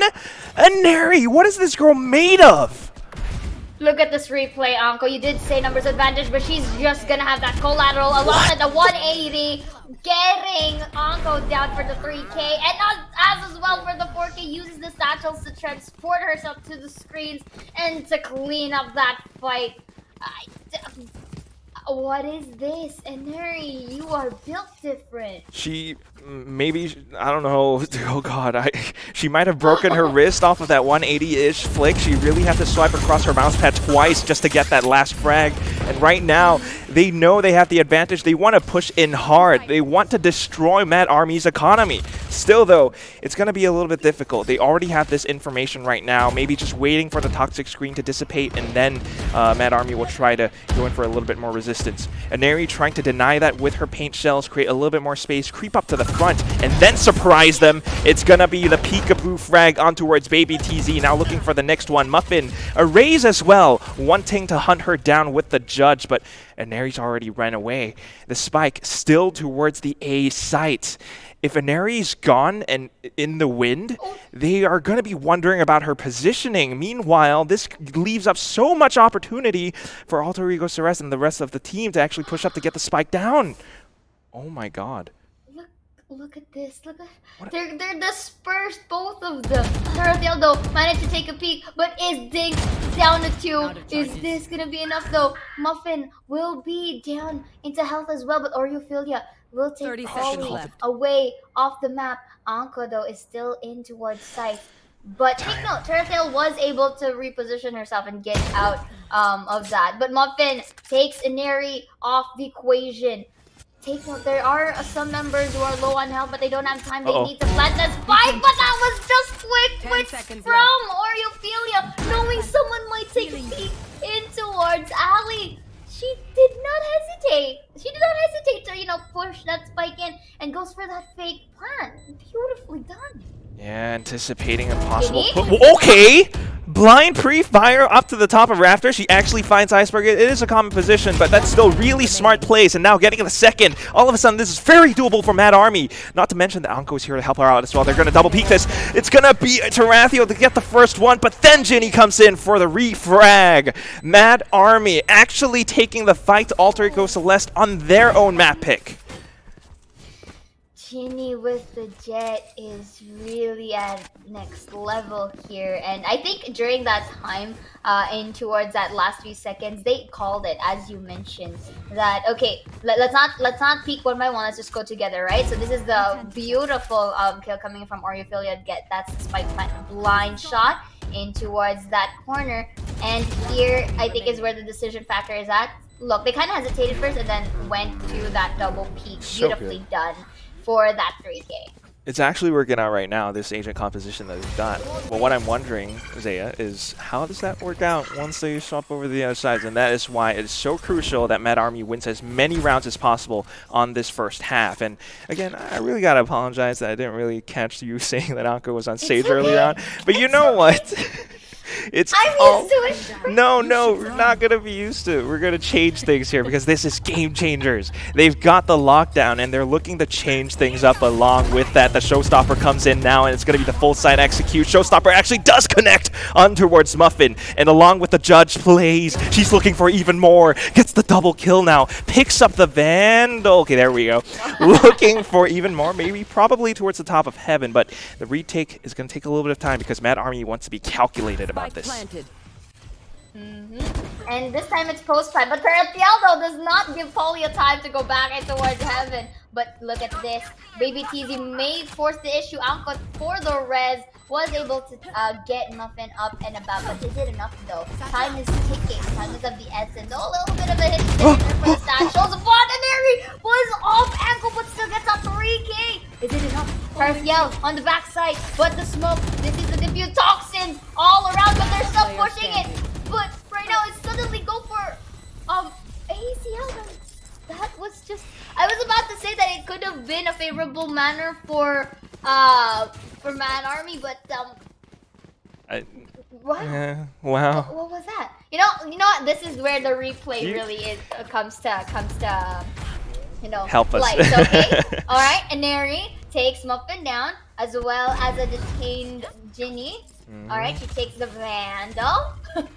Tarathiel in towards backside. Okay, So this is where it happens. They weren't able to defuse it in time because with the toxin and as well as, you know, the other members just bought enough time for that to be prevented from happening. But Viper Spit, oh not Viper Spit, the wall rather. So really, I narrow down the map and Neri with the open entry. Pretty good so far. Oh, she has an inkling, drops down. It's death from above, says Ginny. Looks for the remaining ones as well. Muffin getting down to just alerts her that there are players on this other side. She's going to use this sort of artificial corner erected from Anko's Sage Wall to maybe set up a possible off angle, but they're trying to take that panel down. Ginny cannot stay in that position any longer, but she's thinking of playing around the toxic screen. Is this a good call? I don't think so, because Tarathiel has support from Iceberg, unless with enough time Iceberg's tension is diverted. Nope, it's not going to happen. Not today. Iceberg is going to watch you down because this is the grand finals after all. No room for any mistakes, but instead it's going to be Polly to be so careful, to watch the angle. Gets the first headshot, but Tarathiel with the hive mind refrag. It's Alter Ego Celeste. What they might not expect, though, is Baby TZ with a ghost. Like a ghost, a phantom, coming from the back. She's gonna strike her as soon as she taps the spike plant, and then the Yahoo Thrifty win for Mad Army. I do apologize for the little squeaks here and there, but man, Mad Army. No apologies necessary. It's starting to be mad here. And let's look at that Anko with the beautiful opening as well, with Ginny taking Neri down, especially in off-angle sides. Iceberg though was able to take trades respectively, but still they got the job done. You know, really catching them off guard, isolating these fights. And Tarathiel unfortunately did not see Baby TZ coming in towards that site. So I think they need to kind of tweak a bit their strategies for the side of Celeste. I mean, this is pretty cool. Like, what we're seeing is kind of this tug of war between pacing right now. And once Mad Army actually stopped the initial pushes, it kind of stifles Alter Ego Celeste's momentum a little bit. But right now, Neri's still sharp again. She will be able to take the head off of Muffin and maybe create another opening elsewhere. When one door closes, someone somewhere else always opens up another door, and that could be one towards either A or maybe mid right now. At least that's where they're getting curious about. They hear the jump, they hear the footsteps, and they're watching the angle. Watching the angle. A bit of a slower push. Whoa! But Neri with the slow peek takes a free gun from Ginny, but they're still eyeing out B though. So Anko have a respective trade of our own towards A side and Oreophilia for the res to make that numbers advantage. They're slowly crawling up towards vents, but take note though. Anko and Baby TZ are there. Oh, never mind. You know, Baby TZ just went, okay, let's try to go B. They're making their way towards B. This is interesting. They're stealthy at this point. And Neri with the opening once again takes the 3. Notification that okay, there's a Vandal here, guys. You know, I want to take it, and this now forces both Baby TZ and Polly to double peek. But I think it should supposed to be telegraphed that they may come from screens and or heaven. You know, you might have been squeaking earlier on, but I'm squeaking so many times internally, you have no idea. This was a thrifty round. Alter Ego Celeste had nothing but sheriffs. Somehow, off of Neri's heroics, just slowly creeping up towards places like mid, she was actually able to collect on a couple more skulls, and not just that, she picked up the Vandal as well. This retake is as good as gone because there's so much time taken just to rotate around to be Oscar Mike towards A, and right now the paint shells delays it even further. They already have information confirmed. They know where Polly is. No chance that she does this anymore because she's run out of time. The only thing is she going to survive the spike explosion? Is she going to survive the frags? She will, so not too bad. But again, what an incredible round by Alter Ego Celeste off of the impact frags that we're seeing from Neri, who is currently leading the scoreboard right now with a 13-5-2. Indeed, and both Yahoo Thrifty rounds for both sides of the team. Yeah, we said it earlier, right? Sharing is caring. Yeah. They're just going to do that again. Indeed, but both sides of our team not really wanting to falter at any time soon, so we can. It's quite safe to expect to have a more closer fight for this. Okay, Marshall, Ginny's going to miss that. But we'll take at least -20 from the HP. But of course, we do have Oreo to save the day and heal. But right now, they're creating a lot of sprays, a lot of noise, or blind, shots just so that they have that some luck to spot out one or two. But they're still not going in towards the side just yet. Maybe it could be another distraction for them to use to play these mind games that Celeste has been doing. She wasn't spotted, Oh my but God. Tarapyal takes one. Is it gonna be a spray transfer? No, but it forces Ginny to go back down. Uses the blind to create space in towards heaven. But in smoke, Iceberg takes Baby TZ down. And that's gonna be a spike plant showstopper. Ayumi as well denies Anko from going my up God. above the vents. The smoke though, quite the essential part. Ineri has to be very careful. Toxic. So they know now that they are in towards. Whoa! That beautiful one, making a double for Ineri. Beautiful isolation of fights, and that is your secret lab, a flawless fight for the side of Celeste. Have you ever seen anyone frag out like this girl before? 520 average combat score right now. This is incredible. They have been known to play rather slow and steady, a little bit more tactically as opposed to their constant rushes against some other teams in the past. But just because this is Mad Army, they take their time, and off of that, actually exploding out of little things like dark covers from Tarathiel. Ineri just surprised the heck out of the Mad Army girls. They had no idea that she was going to come out at that time. They thought it was clear because of the snake bite. And right now, different round, they still don't have the buys. It's going to be a little bit of a half Guardian, Bucky, Sheriffs. They need to lock this site down middle. It's not working out though. The panel was there, and Neri knew that there was going to be a player around the spot, so she just blind sprays, and she was actually able to find one. That's a Bucky gone, and with that, you lose a little bit more firepower. There was a dink, but unfortunately, that's just not quite enough. Really, really unfortunate stuff, and then the rest of the squad will be rushing in. The spike will get planted pretty darn soon, and with those guns, do you think the retake is possible at all? Oh, she got spotted. But you have to take note, gun difference into consideration, and that showstopper is denied away from Muffin, and they already know that Polly's in towards Evan, and Neri with that beautiful right click, another flawless secret lab moment for Celeste, and this is consecutive.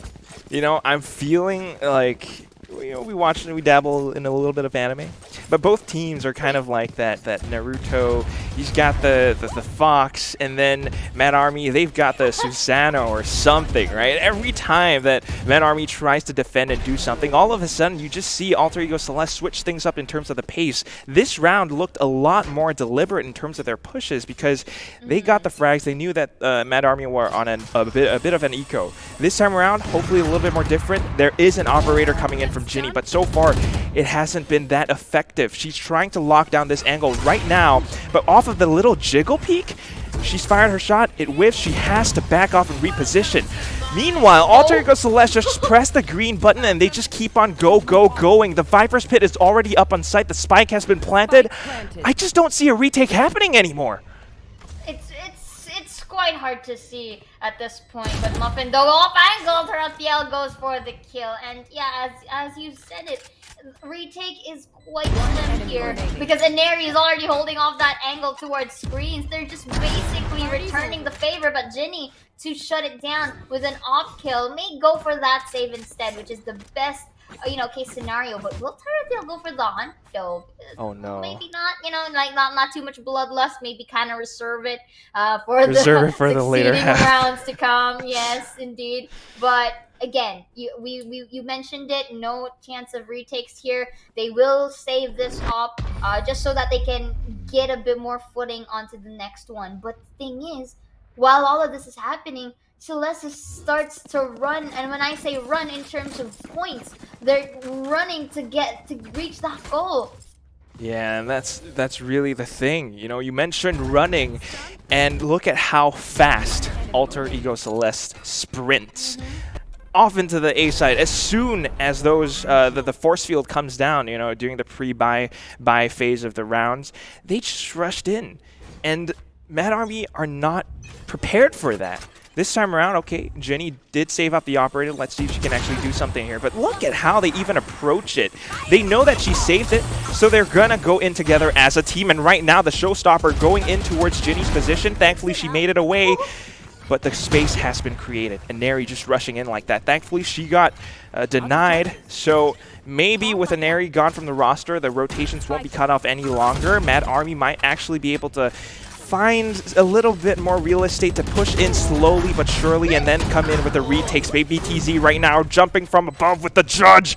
She's going to get a couple more. She wants to get them, but no! Iceberg just slaps her down. And then Polly from spawn, they already see this all too clearly. 7-4 at the end of the first half. Remember what I said about how Mad Army does not have a flash and how Ginny was playing conservative Jet? If they continue like this, if it goes 8-4 and then they swap onto attack, no flashes, I just don't know how they're going to play that.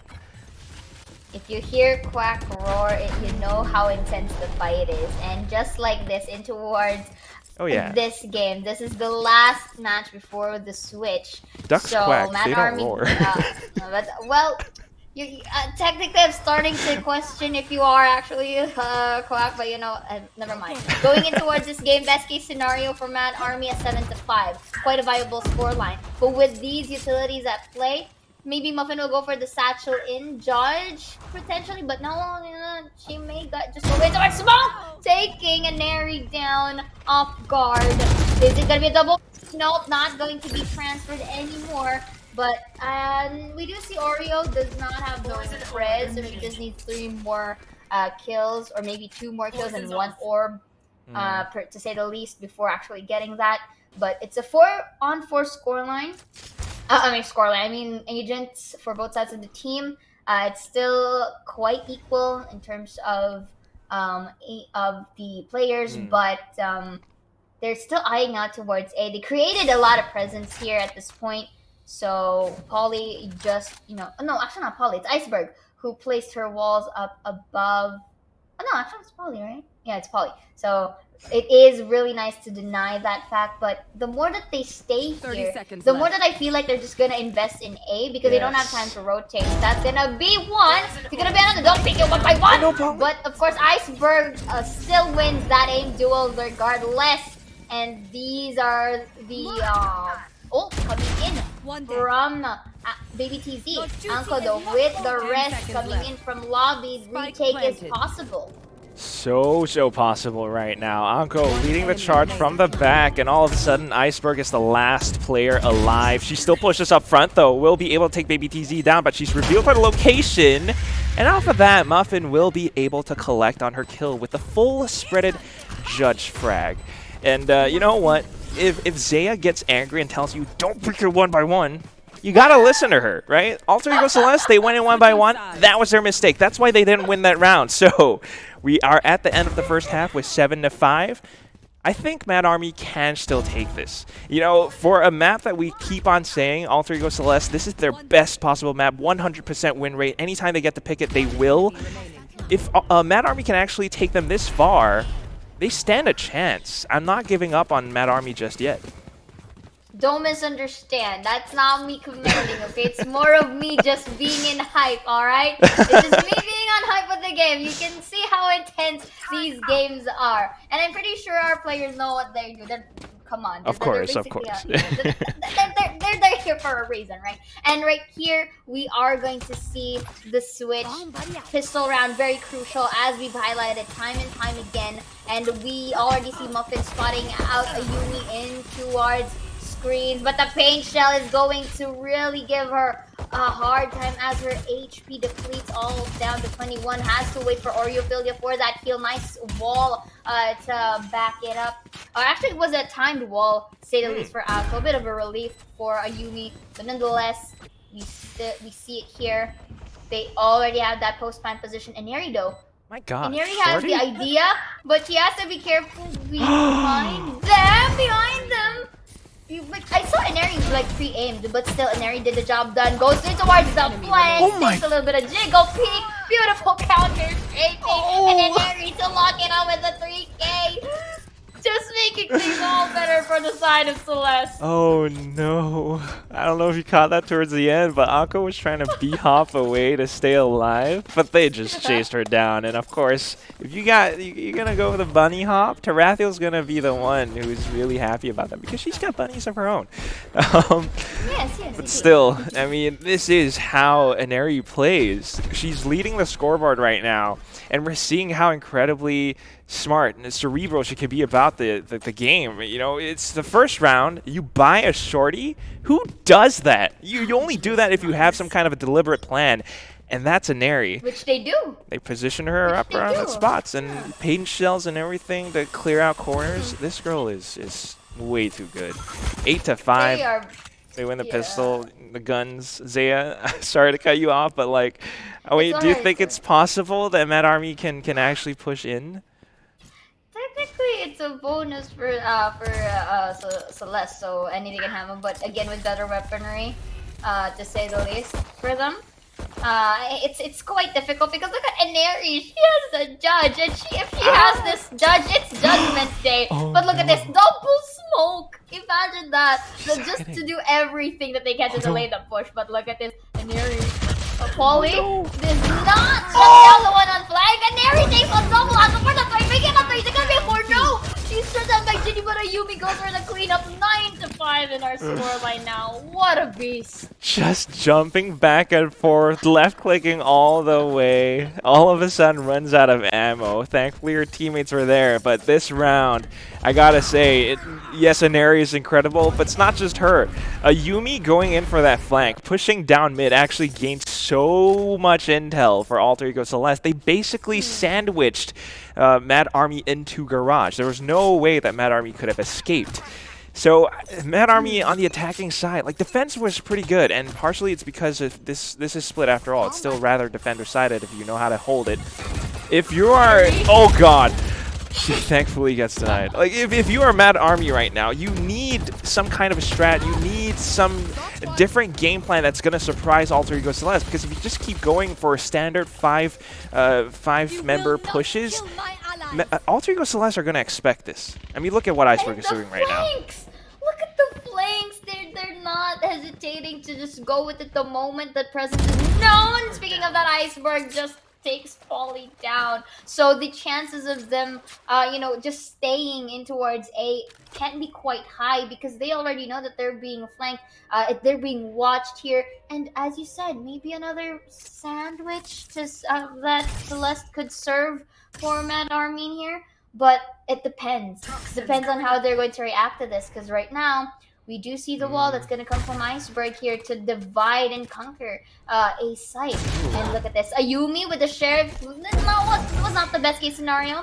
But they are able to open up in towards A. 30 seconds left. This is now full retake potential for the members of Celeste. But maybe TZ fast on her feet shuts down Iceberg. Bit of a whiff coming in, but she gets the 2. Tarathiel for the shutdown, but 2 versus 1 scenario. She has to isolate the fight.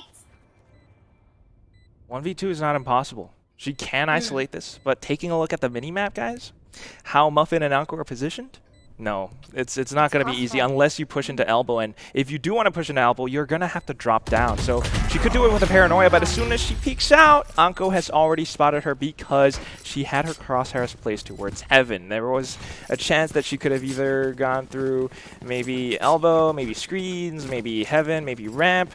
If she was to go to ramp, Anko should have seen it because she was looking down at one spot. So, I like what you said there, divide and conquer, but unfortunately this time around, it just wasn't quite enough. Mad Army, you might try to divide them, but they will not. They will unite themselves. Indeed, and of course, I think for the side of Mad Army, it can be quite a given now that, alright, Celeste goes for flank, so might as well watch that out for, that's the thing to watch out for. So, look at how Ollie and BBT here just stay here. I'm not neglecting the Garage potential take, but they are breaking through these walls.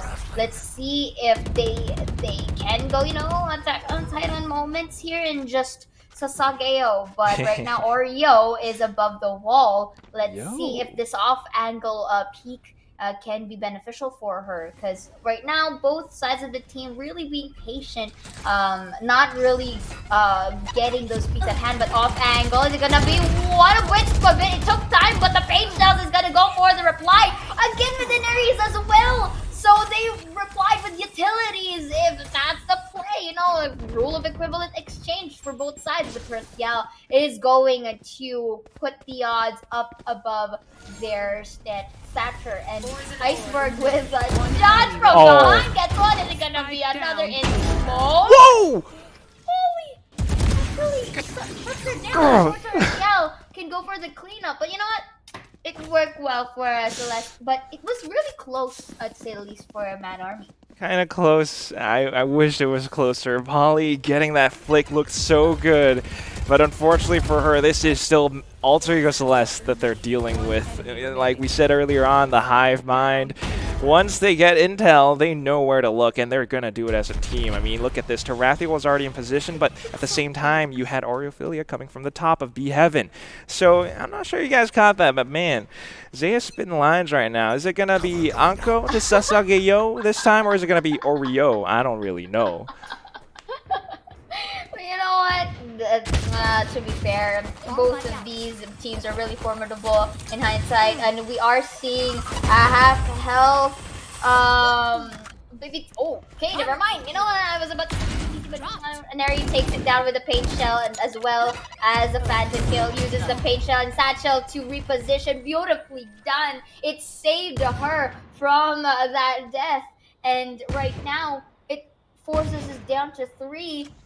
They're kind of in a bit of a pinch here inside of Mad Army. Oreo takes one, and Eri for the third. Is it going to be a 4K here? As we see Anko running towards sewers in deep tracks, the corner, but She knows. Iceberg has a judge to clean it up. It's just, it's right there. The words are right there on the screen. Secret lab, Yes. flawless. Like, Flawless. we keep seeing how Ineri positions herself up towards the mouth of like A ramps or maybe even B garage. Anyone tries to push out, she's ready for you. Semper Paratus, always ready, and that is what this girl is made of. As soon as a push comes in, she's got a teammate to support her towards the top of A ramps as well, and that is just such a difficult setup because Alter Ego Celeste are that strong.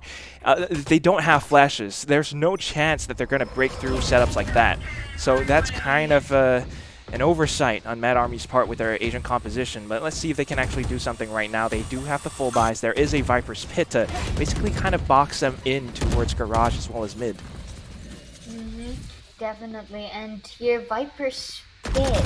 This is so interesting. Muffin though still is able to take Iceberg down, uses the showstopper satchel. Will she see Oreo though? But the slow orb denies that mobility, and that's actually a good thing. But Ineri from the behind, okay, you know what? I'm gonna repeat the same mistake twice, but Muffin here is going to clean it up. 11-7. For the side of Mad Army, slowly making it convenient, wink wink, for them. But let's see up until how this goes, you know? Because we do see that certain amount of limit that you can take in making these games. But to be fair, a Mad Army still has this fighting chance. They just need some plays like these. You know, yeah, 7-Eleven. It's a convenience. It's a store. And right now, Mad Army want a little bit more.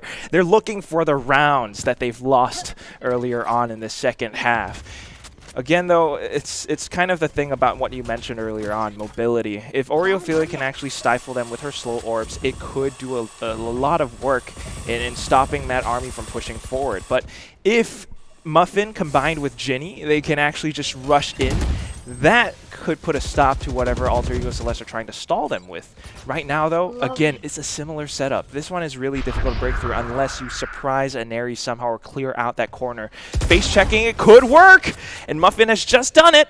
She's They've got not that much utility to work with, though. Right now, it's just Blast Pack, so maybe trying to set herself up into position to cut them off and rotates while the rest of her team stream into sight. If they can take a Yumi down, this would be good, but right now it's a little bit difficult. The Snake Bite still will connect, though, so she's 10 HP, one bullet to wallbang her, and she's dead. And there we go. Site control granted to Mad Army. Spike goes down, they're going to set up, and they're already in position for a flank. Beautiful. Post-plant positions are now up and running for the side of Mad Army, and let's see if the retake capabilities of Celeste are on point.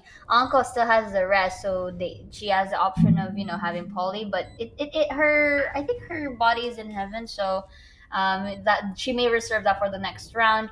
But they are quite taking their time in terms of this potential retake. That's gonna be a blind, but Anko sees one, make it another beautiful. And to end it all up with a 3K, the predictions, the pre-aims, really chef's kiss for Anko. And that is just a Sageo moment for her. Anko! 11 to 8 now, but look at this though, highlighting and Neri with 33K on the scoreline. Oh my god. Interesting. She's a beast titan, just slinging rocks, doesn't matter. I'm gonna stay in screens. I already know where you're gonna be. I don't have to move that much, and it doesn't matter if she's playing Reyna. She can frag out as well on Sage, so this is amazing stuff from Mad Army. 11 to 8, the comeback is slowly but surely going into the game, but they still need 3 more rounds. One mistake, Alter Ego Celeste could turn this into match points, so they cannot afford a single gap. Trying to be careful about this right now. But right now, I love the aggression that's coming in from Muffin here. Not hesitating to break down these walls, trusting really, in at least in this scenario, Ginny as well, so that they can go for that potential double peak. But then again, they are quite dispersed throughout the map, so it's safe to say that they are playing for peaks. They wanna isolate the fights and just remove at least 1 or 2 members from either sides of the team. For the side of Celeste, though, them being too reactive with this quiet stance that we're witnessing right now, it means that they may have better footing. But the turret is going to telegraph that someone is from Garage. So let's see if they can make use out of this, because look at the weaponry from them. Muffin though will catch one from behind. 180 make it down, but Showstopper, is it gonna hit? Indeed, but not enough to survive as Muffin gets that 3K. 2 versus 3 now. Numbers in the hands of Mad Army. Post-plant positions is at bay. But we've seen Celeste do clutch moments, so let's see if it's viable for this one. I don't think it's going to be too viable. Rathiel, Spectre, the rest of the squad on Mad Army's side just ready for this. She's going to peek out, maybe a little bit of face check. Will actually be able to take Muffin down from that range because she was low, but Polly's good for the trade. So, Mad Army, like, we talked about the aggression that Muffin had in towards mid, taking down panels, and then her teammates making noise towards Garage, just kind of distracted Alter Ego Celeste for a little bit of a second. They kind of thought that they had to play towards the back of stairs or something along those lines, but in all that time, Muffin actually just creeped up towards the front. Meanwhile, they coordinated a push coming in from Garage at the same time. Rafters plus Garage equals win. So that's what we've got right now, 9-11. Let's see if they can take down even more. Celeste toned down quite a bit in this defensive side. I mean, we've been noticing this at least for quite a few days, that their attacks very, very aggressive. Defense may need to, try to...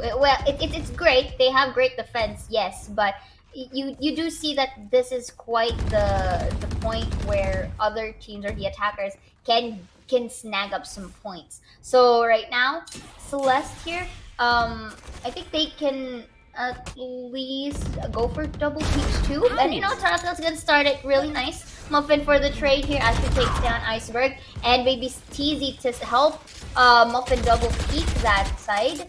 And Neri and the gang already in towards the screen, so it's safe to assume that they are. Anko now using the res to, have that 5-man stack. Once again, the spike has been planted. Let's go for the retake capabilities of Celeste here. Is it gonna come to life though? Maybe. off of Muffin's aggressive play like that. They shut that down. The res comes in. We're back to even numbers. And then the lockdown comes in. Oh, no. This just has turned into a Yumi's realm. The snake bite as well. All of a sudden, Akko has to be the one to stop this, and she will! The triple spray, but then Inari answers back with her own! Polly's the last one left alive. She's trying to play post-plant, but she's too far! If she gets on the side, it's a little bit too late! Inari is stuck to defuse, and then she's gotten the win! Alter Ego Celeste are on match point, and then the kill! That is the final insult! As Jaeger has 38 towards the panel. The disrespect. And Oh, this was just witnessed here. To be fair, Trasale made an opening muffin for the trade and Baby TZ as well. But this is the shutdown, one of the things that started it out. But the main highlight is Anko was able to pop off only to be shut down by Inari. And the thing is, that lockdown and turret was great. It was a great help. But with Ice versus Toxin was able to take down Ginny in towards that corner, and man, I think it was a bit of a complacent play from Polly because she was quite far off the site, right? So Inari opens it up here in towards the second, the match point potentially, in towards this round. Damn. But they are bringing bodies on the floor right now. So here, Ayumi with that patience still was able to get another one down. Oh my god, Alter Ego Celeste, I think they've crumpled Mad Army's morale. 2 players remaining. You cannot relax playing against a team like Alter Ego Celeste, and right now, you know, Inari's just saying, like, what if you do got me boxed in? And I gotta put you down.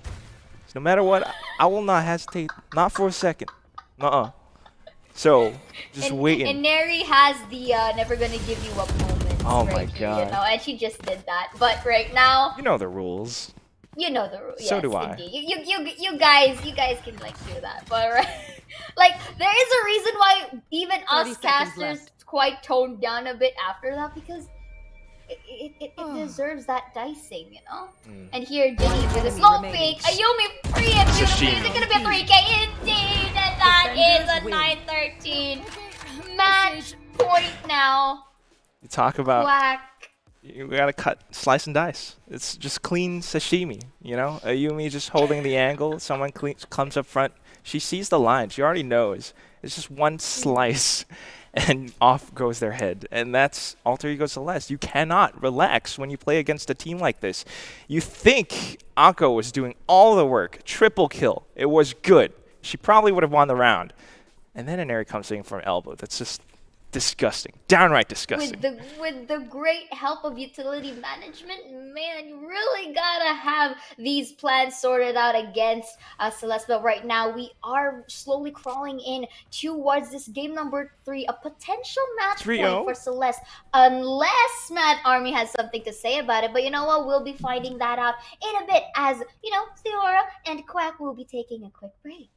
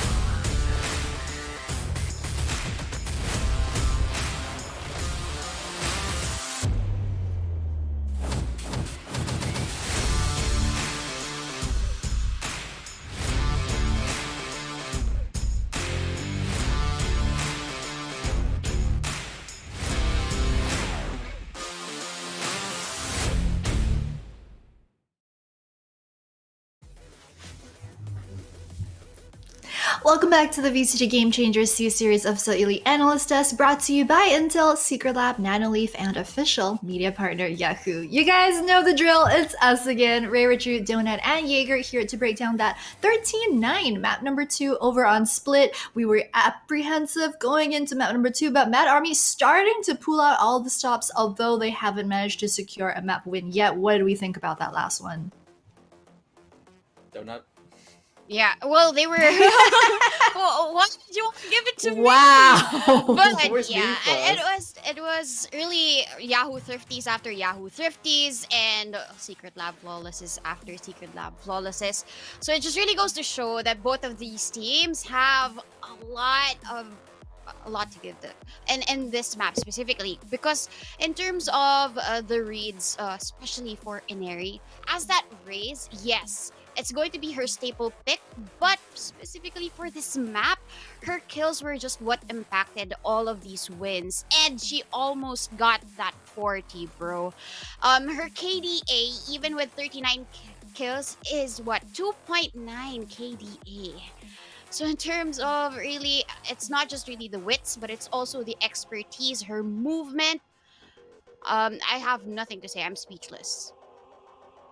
500. She nearly 40 bombs in an official. She, just casually, right? First game, Ayumi drops a 30 bomb, just casually. Ineri, second game, drops 39 kills. What's next, right? We're into our third map. Could be our last map, depending on how Alter Ego do. And yeah, you're absolutely right. Mad Army did a really good job on that map. They were pulling out all the stops. They were. The thing is, when I compare these two, you can see that headshot percentage is that much higher, right? I feel like it was because a lot of individual performances popping up for Mad Army there, where they needed the right player at the right time to do the right thing. And like, yeah, that timing sometimes came their way, but more often than not, it was because that timing was it just happened to be in their favor. Alter Ego keep making their own space using that teamwork, and that's why they keep winning out over Mad Army. It's because, again, it comes back to what we were talking about in the first map and heading into that second map as well. It's the fact that Alter Ego, they've been playing with each other for so long, they know how to cover for each other, they know each other's tendencies, they are able to respond properly to each situation, and they keep creating the opportunities. Mad Army, all they can do is wait for them. And that is why, ultimately, I still believe in that 3-0. Yeah, I mean, it's almost as if Ineri heard us wrapping up that map number 1 desk when we were like, oh, Ineri, only 220 ACS? Like, what went on during map number 1? And she just came back map number 2 with that 39 kill score, as well as breaking that 500 ACS barrier. But looking forward for the rest of the series, especially for this absolutely crucial map number 3. We're going to look at the head-to-head between Ineri as well as Anko. What do we think? I mean, Anko really did show up earlier as that Sage, because Jinny really did take that role as that Jet. It's something that we really wanted to see from her, getting on and back at that duelist role. But Anko did pop off as that support. But she was, as mentioned by Jaeger, it was really just more of that individual skills that Mad Army showed us. But the team play of Alter Ego Celeste is a little bit more supported by each of the agents in that specific map. It just so happened that Ineri was really the ones that they get to meet. Ineri holding these off angles with a judge or whatever weapon that she's wielding, she manages to really get those multi kills. Yeah, I mean, Ineri diff, Alter Ego Celeste diff at this point, Mad Army, they're gonna have an uphill battle ahead of them, especially considering that the next map from map number 3 is Ascent, which is, I want to say it's 100% win rate for a Celeste through FSL so far. So Mad Army, I mean, they're down 0-2. They definitely have to win this map, but it's on Ascent, so it's gonna be tough. Well, I mean, yeah, like for... Go ahead. Well, Jaeger. because this is Mad Army's second map pick, right? And we've seen Mad Army put up performances on Ascent where they make pretty convincing score lines. The last time we saw them play there was a 13-2 against Big Scythe. That was at least in Elite. But it's Alter Ego, and again, the teamwork. They know how to make the space. And the other thing is, even when you rely on that individual skill on a map like Ascent, where you have so much space to create smokes and to get flanked from as well, Alter Ego are going to catch off a lot more of those potential individual plays because the map is that much more open and there's so many positions that they can flank from. They can take advantage of a lot of those things. And so Ascent, yeah, it's their map pick, but it's still very difficult. Yeah, we're about ready to hop into Agent Select right now just to see if Mad Army or AU Celeste have any surprises in store for us. Wait, Ayumi, she locked in the KO? You love to see it. I mean, that's a good place that you can that double initiator play on Ascent. It really does work. And All right, it's a 3-1, boys. No. That's not how it works. That's not how it works. Trust. Pack it up. Go They next. know what they're doing. Trust. Yeah. Trust. They know what they're doing.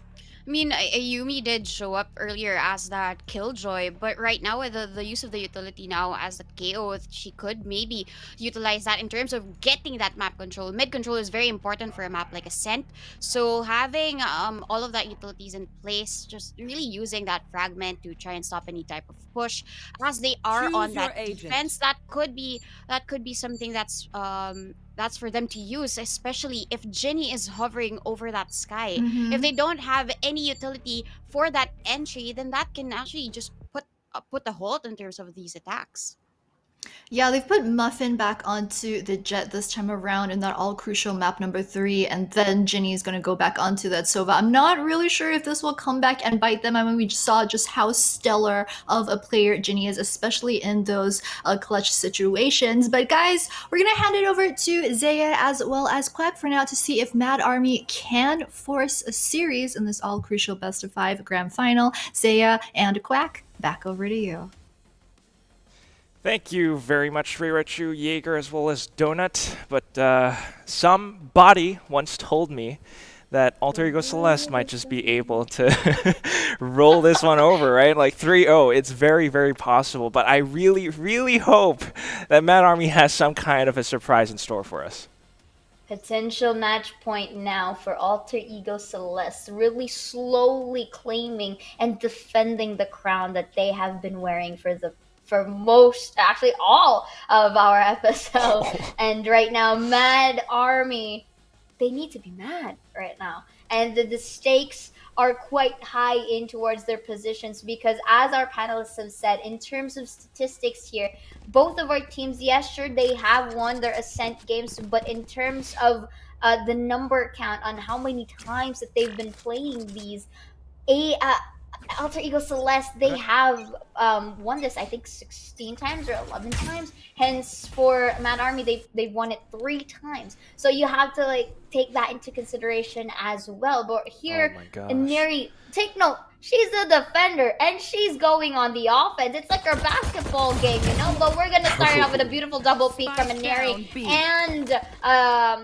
Iceberg here. Iceberg will take some amount of hits, but will be not healed because there are no sages. But Muffin is going to have that trade, though, taking advantage of that low HP. But Aneri from the behind takes one. Is it going to be another? No, because Baby TZ is going to secure that kill alongside. And Ginny also has her gun to spare. Anko, however, will be taking her kill down as well in the process. In the spot, takes a jiggle pig, but still wins the fight. And of course, it's not enough. No, dancing around, but the tango is in the lead for Anko as they started it with a bang. I mean, talk about bangs, talk about basketball. It's Anko with the swish and flick. Somehow just actually able to creep all the way up past Pizza, past Market, and in towards Defender Spawn, where she just sets herself up knowing that there is a potential for rotations coming in from AEC. So, thankfully, she was actually able to take Aureophilia down. Maybe it's a slight mistake from Aureophilia's part, you know, just giving Mad Army a little bit of a chance. But here it is. This is their map pick. They're starting on attack, and they're actually able to take the pistol win. So off of this, you get the buys, and you get to continue forward with some momentum. Maybe they can win this next round as well, but we never quite know because we have seen the Yahoo Thrifties from AEC. right now. They are gonna go for some shifts. I like this kind of economy that they did, just so that they have great rifles for the next one. So it can be safe to assume that Mad Army has this.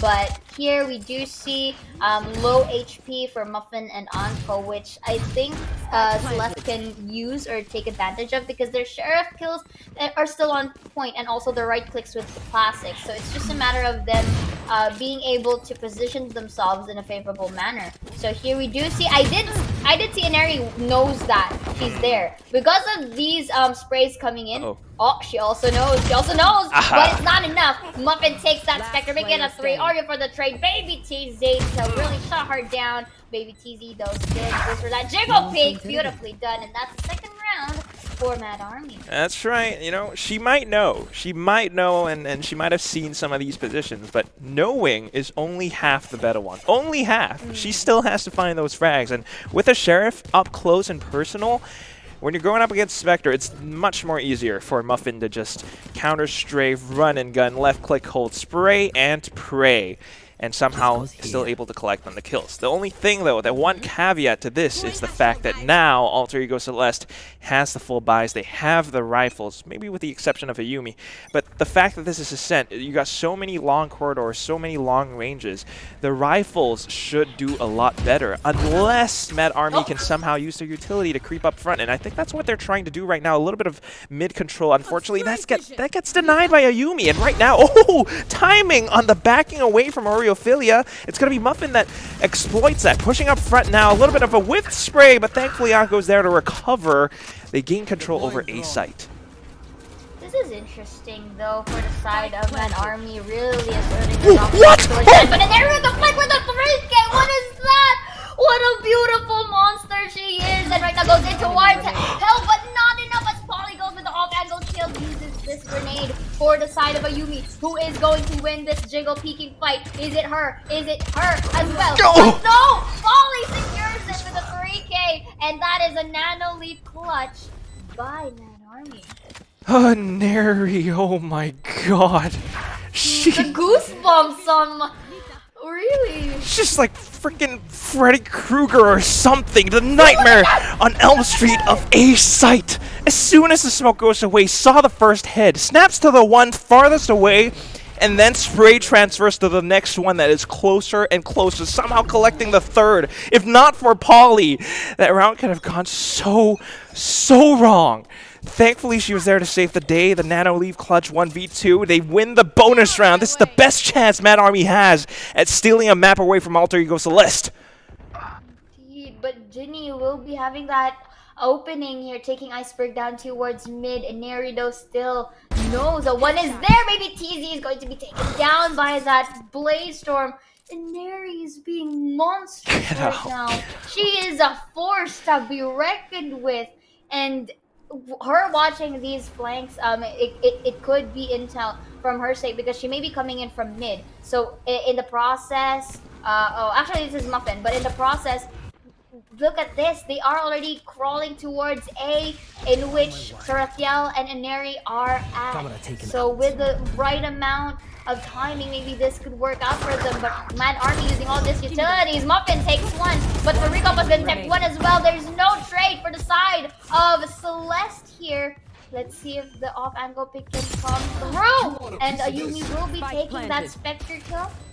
But post-plant situations, Ayumi is the single member alive. Uses all of the utilities that she has, at least to gain some amount of info. But she's just gonna jiggle peek it all through.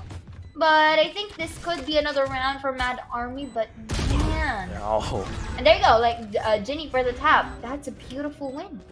It's just so clean. Now that they're going in with this sudden aggression, Alter Ego Celeste weren't quite sure what to expect, and of course you got to consider the fact that they didn't have the best buys after losing out on the bonus round. So, you know, Neri might have gotten a couple of frags here and there. She's still that devastating, but you got Muffin. You got Muffin to count on from the side of Mad Army, and when she's on this jet, she gets to fly all over the place. Muffin loves to go hunting, and she will be looking for Yumi. Unfortunately, not for long, but at the end of the day, it's still Mad Army cleaning up the rounds. And here we go, next round number 5. Let's see what Mad Army still has in store.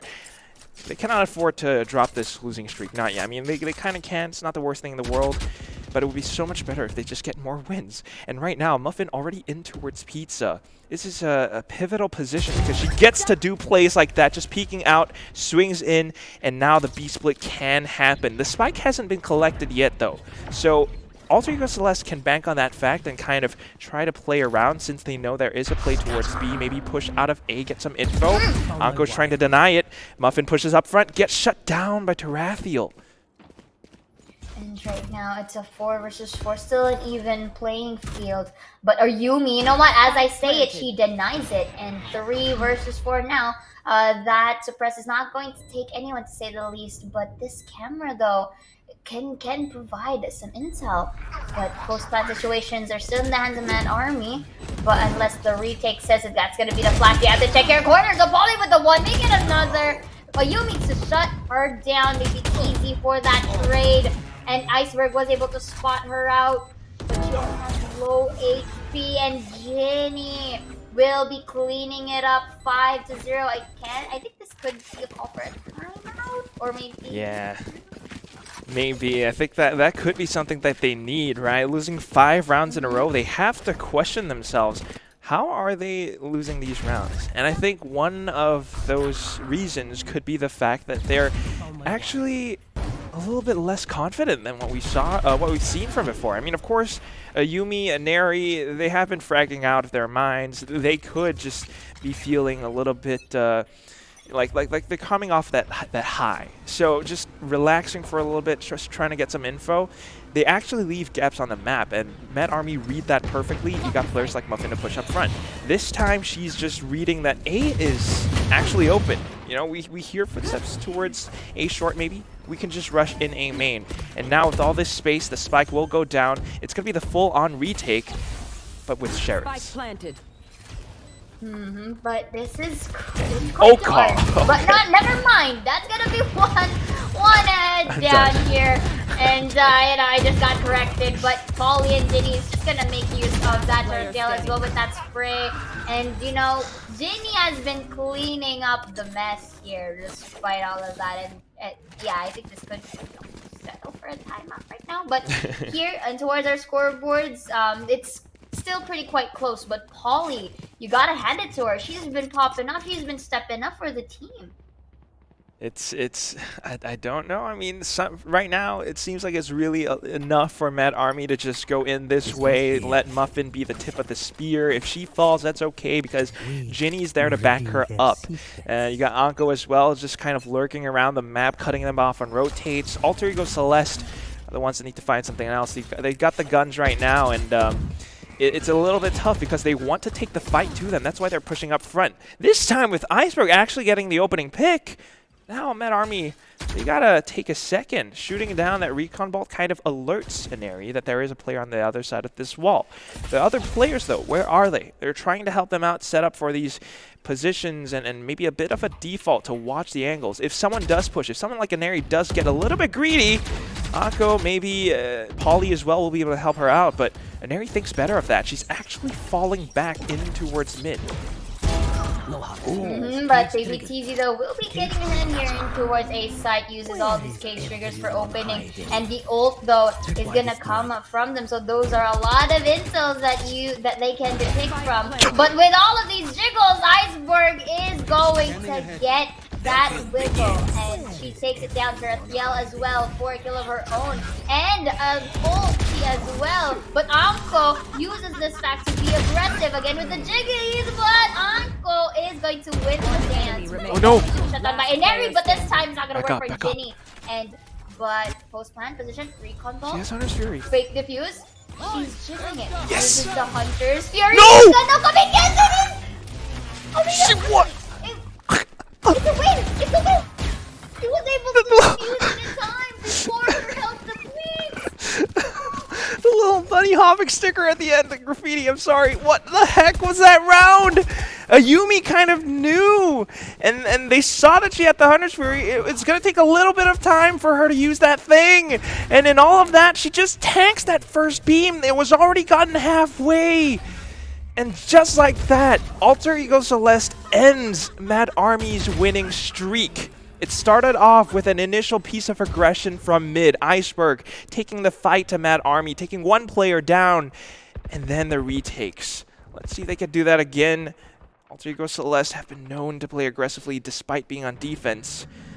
Interesting way to break the streak. But, you know, if it works, why not? And Celeste was able to find light in towards that chaos that just the fiasco that happened earlier. And here, you know, maybe that could be one of the breaking point, and you know, to potentially just gather up the scores all the way up to 6. But then again, we do see a lot of utilities to be used for the side of Mad Army. And then not being too much aggressive here. That's gonna be the dash. Is she gonna be spotted out? And Neri will be taking Ginny down, who's been really tedious. And here, Ayumi as well. They may go on full retake at this point, which could be the viable play. But Anko already watching the heads towards heaven. They should be able to double peek this, unless of course I'm stated otherwise. Iceberg will be detected by the camera. Let's see if it goes to like Polly and Neri for the trade. Iceberg as well. That is the double peek that I am looking for. With that free game, it's gonna be a 4. Watches the outside this time. And that is the second point now for Celeste. You see, like, there's always good in every chaos, right? Yeah. I mean, it's like my friend Littlefinger says, you know, from a certain show. Chaos isn't a pit. It's a ladder. And that's what they're using it right as a means of effectiveness right now. You got the Cosmic Divide that goes up, basically dividing and conquering, something that you said earlier on, Zaya. It makes sure that Mad Army will not be able to hold it post-plant. The only one left was Muffin, and she was underneath Hell, and they knew it. So air assassinations come in, and just like that, Alter Ego Celeste has flipped the tables. They flicked the switch, and now they're actually winning rounds back-to-back. They've got the ultimates to do it, and they've got a couple more ultimates to do it again. Mad Army needs to be a little bit more careful this time. I don't think dashing in to get the spike down is the answer anymore. And right now, let's just see if this light doesn't die out for the side of Celeste, because here that is the dash in once more for their members, and they are able to get a hold of the site, but the spike isn't planted. Okay, they're planting it right now. Hunter's Fury going to detect Iceberg. What is this prediction? But still, it is enough to take down Muffin, and numbers advantage isn't on their side.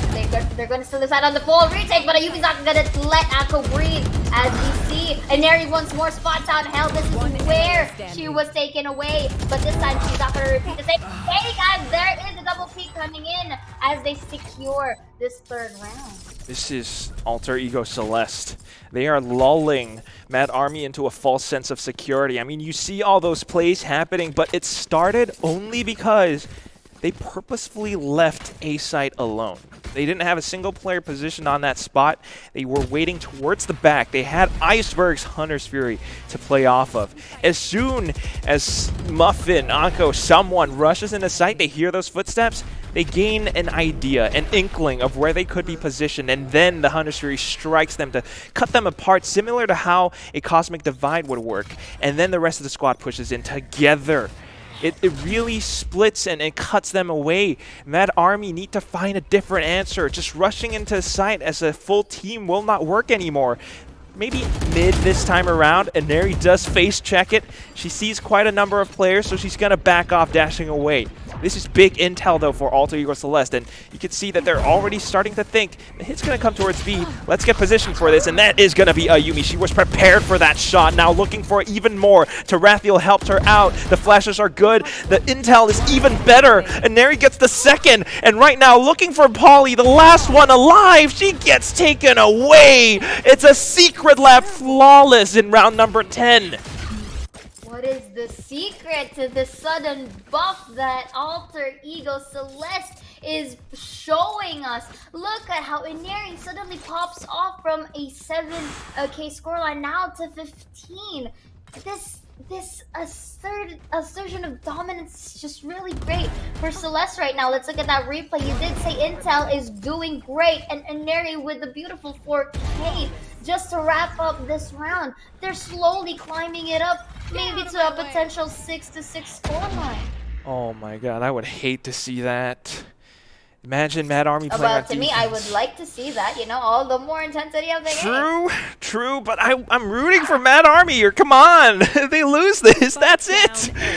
So they're trying. Of course, I mean, we always want a very intense game, but look at this. While Tarek was busy on the camera, Muffin goes and takes advantage of that vulnerability, which is actually great to start it off, because, you know, I agree with you. I would like to really see Mad Army win this match, but Neri is just taking those options away. But it's not just Neri alone. You're seeing Ayumi, KO, still got the being, spike.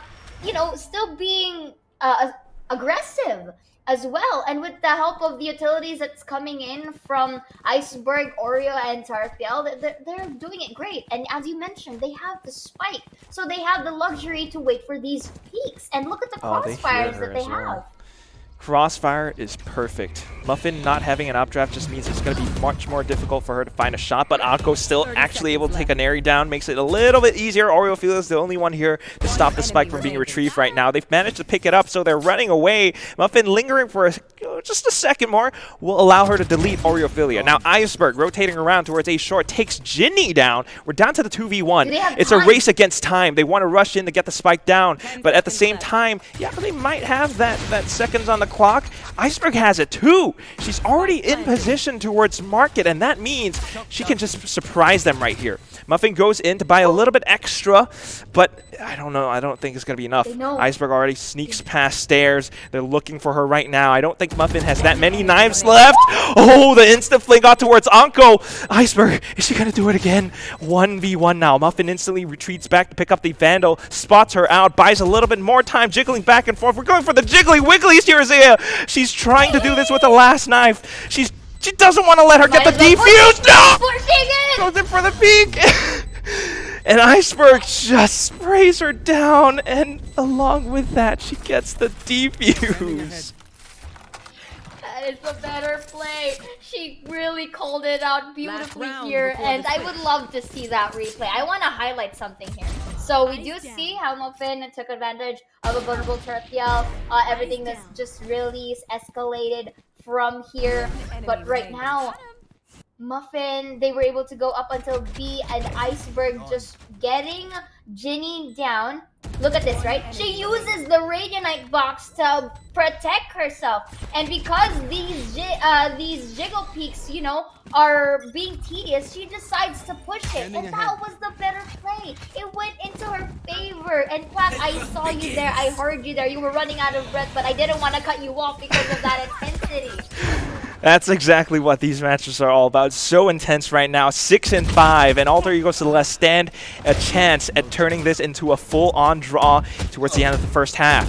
Iceberg is trying to anchor it down right now, and she's good for the triple spray, plus Ayumi the Terminator from the back, just ensuring that Mad Army will not be able to gain any form of control. This is not good. 6-6 right now, and how are Mad Army going to perform on the defense? At this point, that last round was quite telegraphed. So let's go back here. So it's already known that Iceberg knows that they are all in towards site. And look at the spray transfer. That's going to be one. Ayumi to protect her as well. And that synergy. Really, we're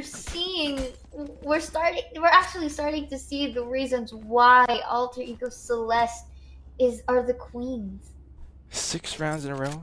Alter Ego Celeste come back in and claim 6 rounds back. This is their throne. They're going to defend it. No way you're going to steal my crown, my tiara, whatever it is. They want it. And right now, they're on the attack.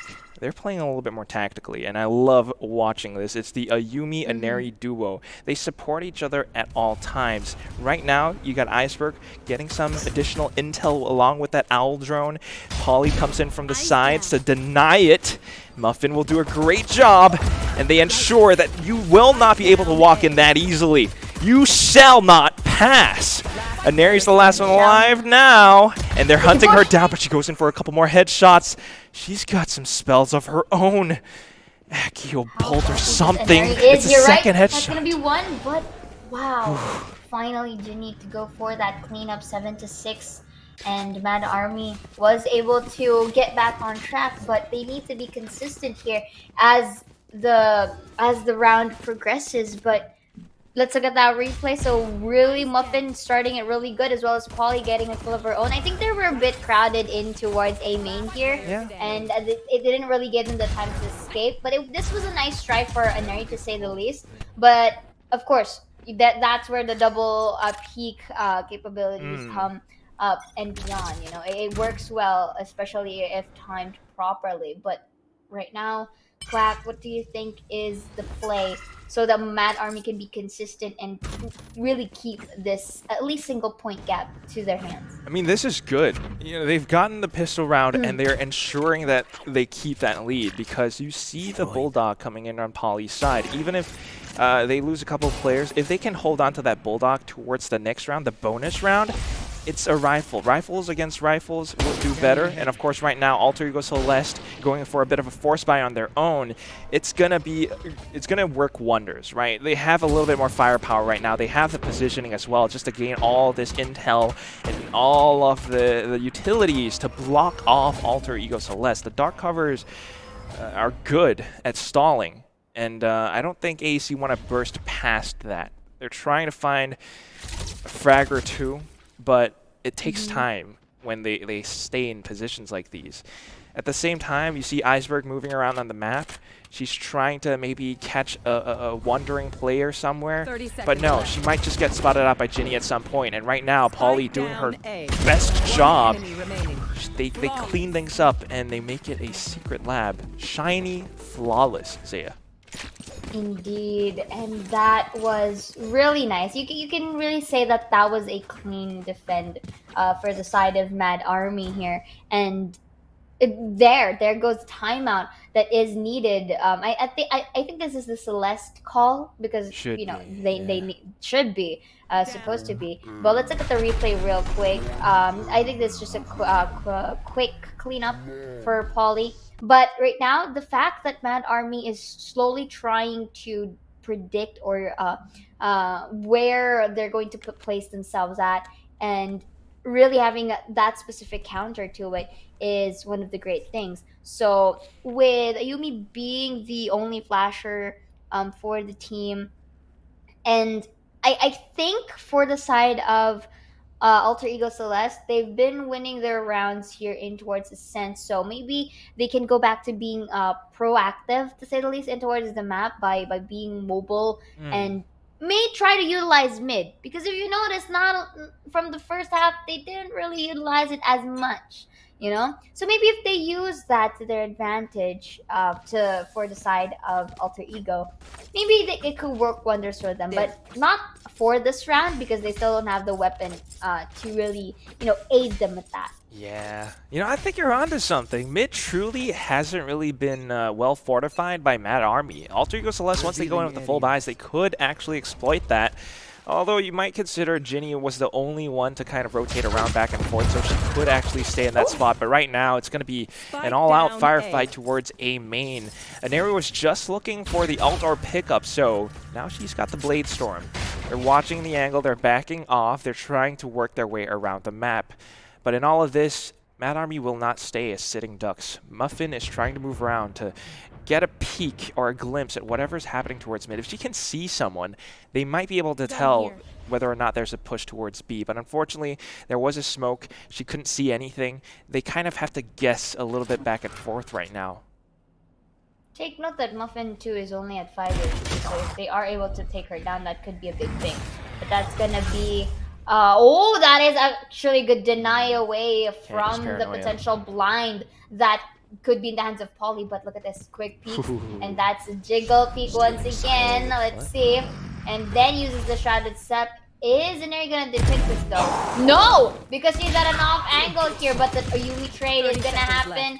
But was able to take down Ginny. Both of them are quite on the low, only to herself. Let's see if it's one more, indeed, as she gets that kill. Ayumi will go for the plant. Spike Jinny, planted. will she push this? She is low. She got a is shock 46 HP. Uses the shock dart as you have said it. Uses the suppress. Baby TZ for the trade. Ayumi with the 3K, but Baby TZ getting the higher ground is able to secure this round.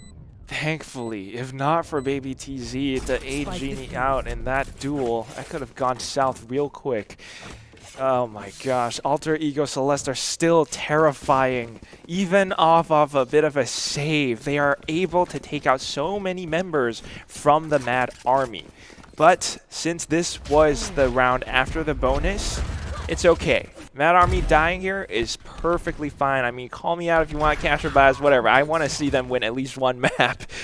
They will be able to buy back fully into the next. So even though Baby TZ was the last one left alive, it's A-okay. But you gotta consider how Ayumi's been playing so far. I mean, the way that she approaches things along with Aneri. I mean, Aneri leading the charge as the entry fragger. If she can find opening pigs, good. If she gets denied, that's okay. Ayumi's there to back her up. Plus the 0 point. The suppression blade is actually not just getting info, it's ensuring that Mad Army will not be able to stall anymore. And just like that, they managed to push in towards B site. Null command was used as well. Is B site the key to Alter Ego Celeste right now? But let's see how this retake capabilities of Mad Army goes, because look at them, they're placed in towards market. The camera, I assume it could have spotted out Muffin in the process, so maybe a double peek strategy could do wonders for Mad Army. But look at this, Anko gets one. There's gonna be another looking at the code house right here. Muffin into, oh, actually there are rays across the floor, but Yell making a 2. Is it a 3? Ayumi's gonna go for the clinch. Whoa.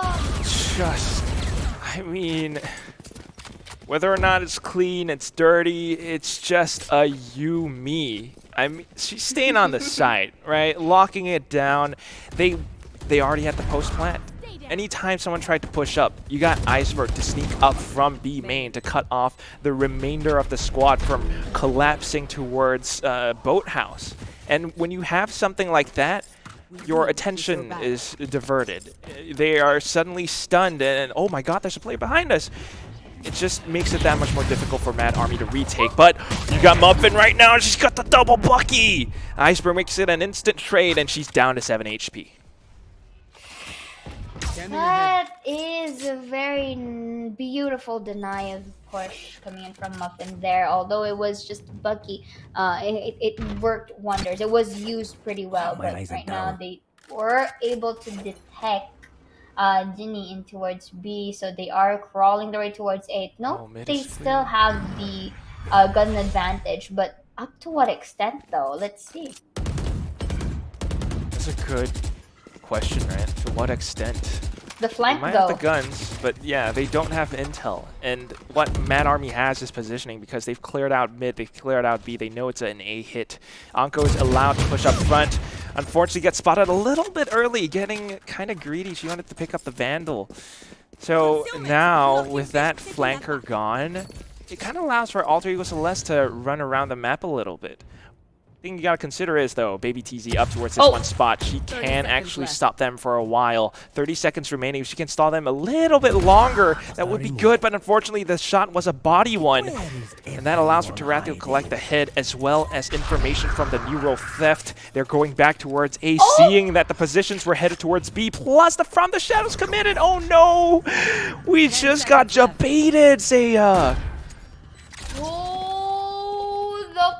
The fake rotates from Alter Ego Celeste. They're playing by the map. They're finding loopholes to the rules. Let's see if they can be the official rule breakers here. Ginny will be using the drone for some intel, but not gonna spot out anyone just yet because vision is denied.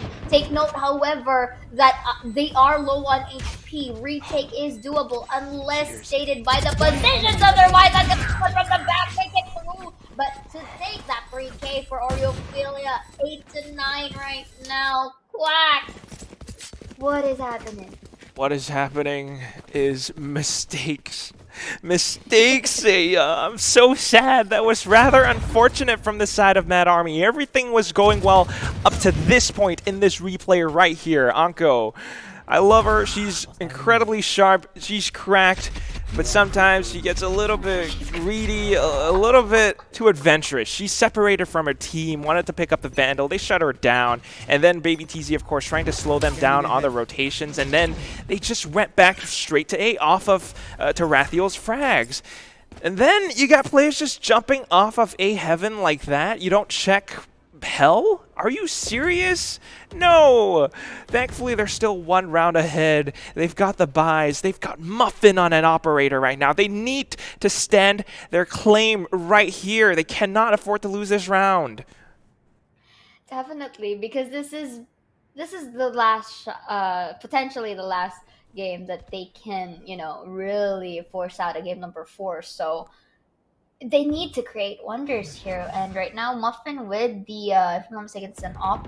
She needs to be very careful because look at this B coming in from Neri, and Ayumi with the kill of her own dwindles it all down to 3.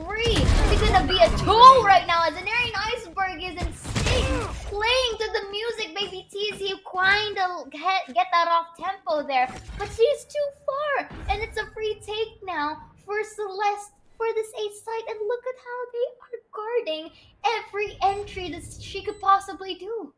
I don't know what she could do. The spike is still ticking. Even if she moves up front, she's got so many different layers of protection to deal against. It's just a Yumi having a little bit of fun. Hard. She loves playing this. She loves the Mad Army girls because she's getting the wins right now.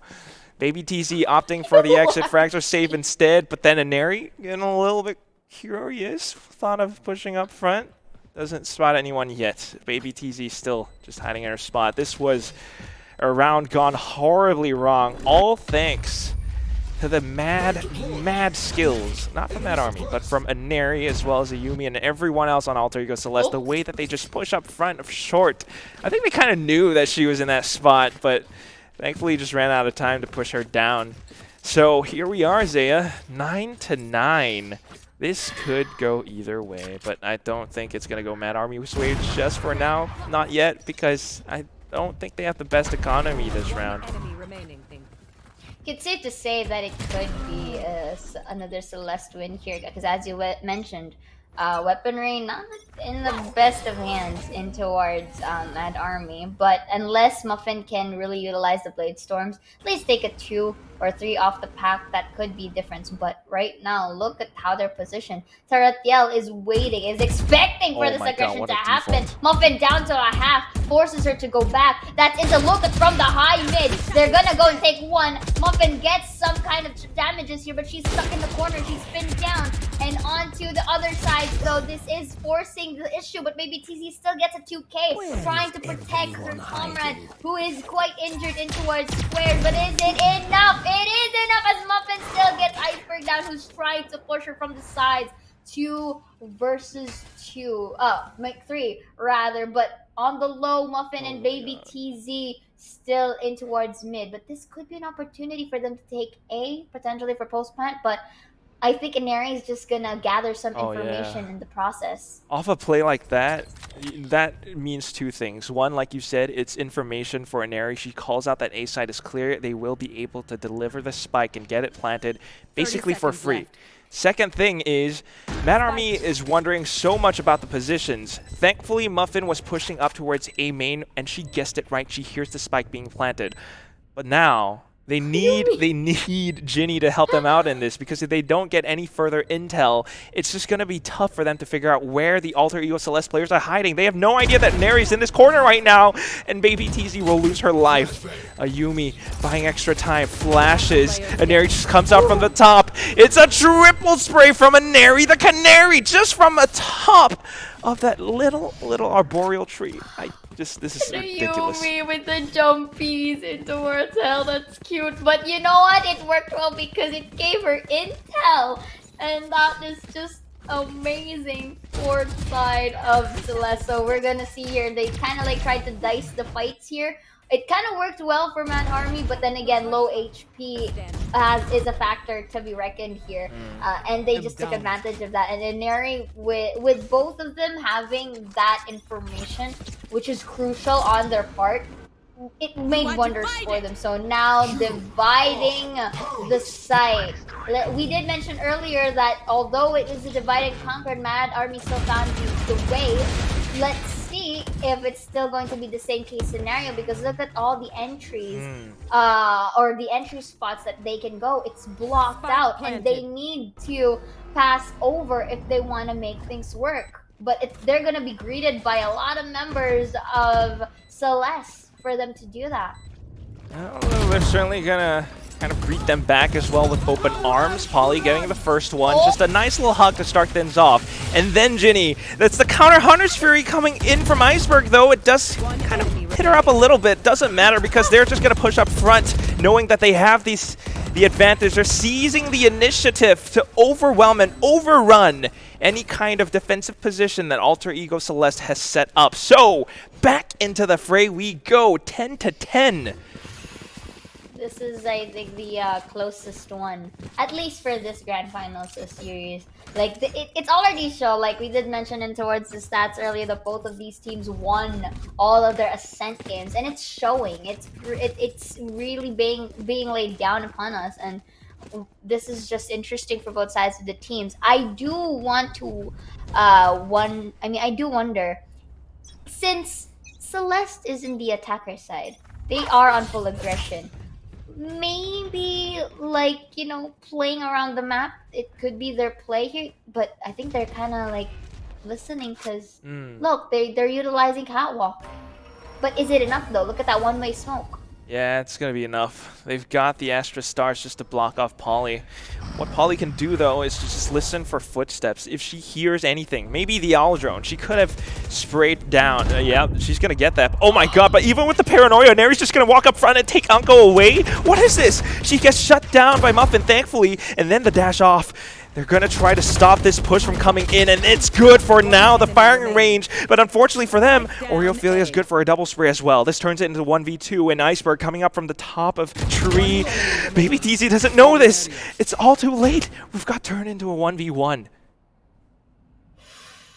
But Ginny still depicts that she could be in the heaven here, but the headshot is still in the hands of Iceberg, and that is going to be a beautiful Nano Leaf clutch moment by Celeste. These teams are really pumping it up, you know? One head. One head is all Iceberg needs. Are you kidding me?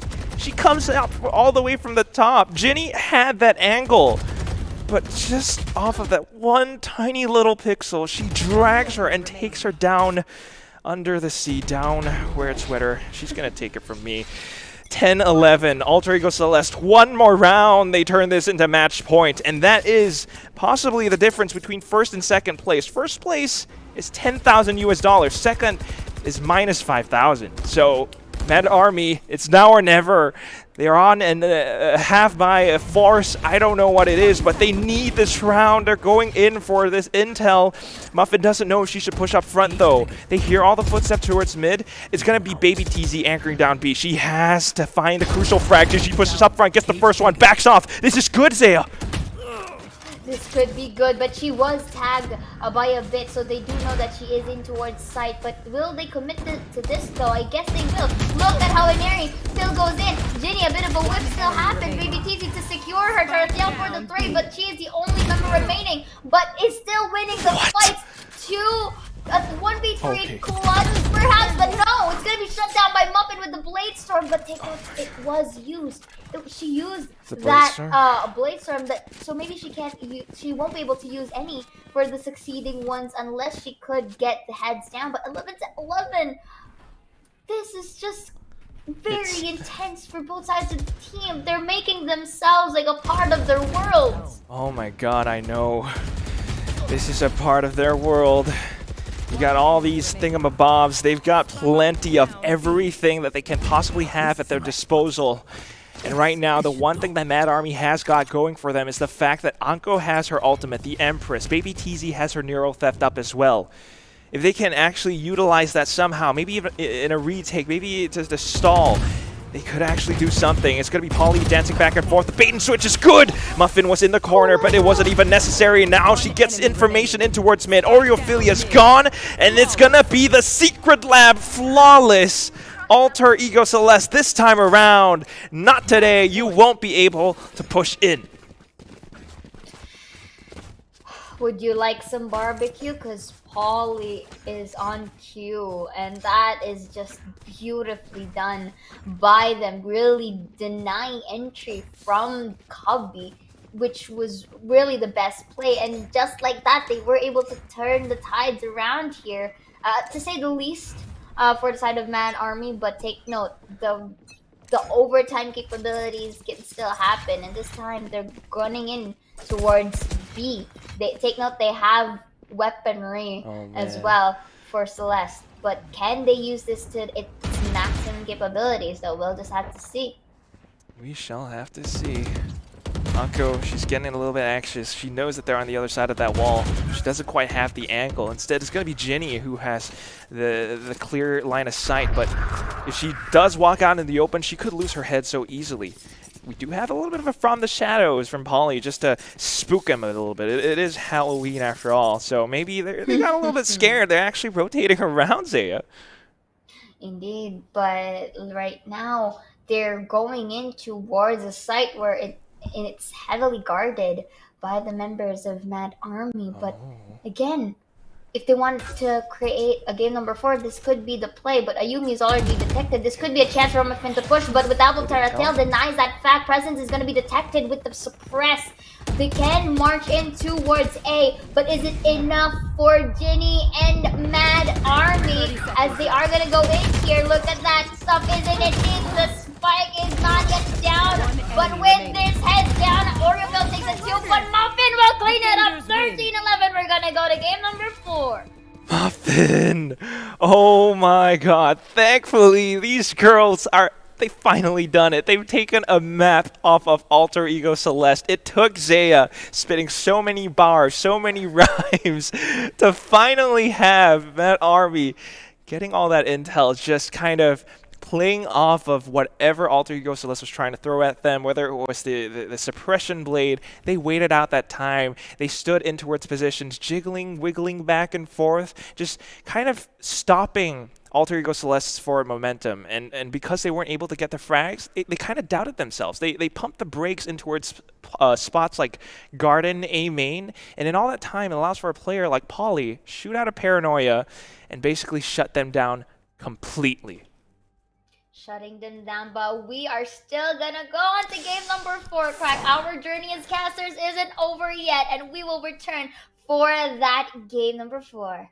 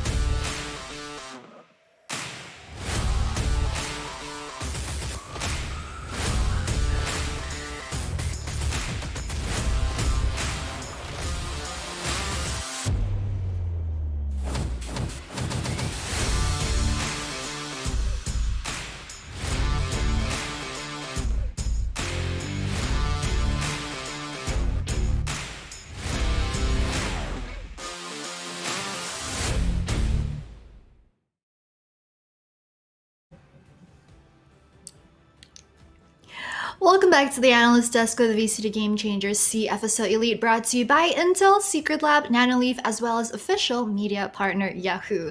Mad Army backs up against the wall, finally putting up a good fight with that 13-11 on Ascent. Break it down for me, guys. Well, this I mean, is it a comes map down- where. Go ahead.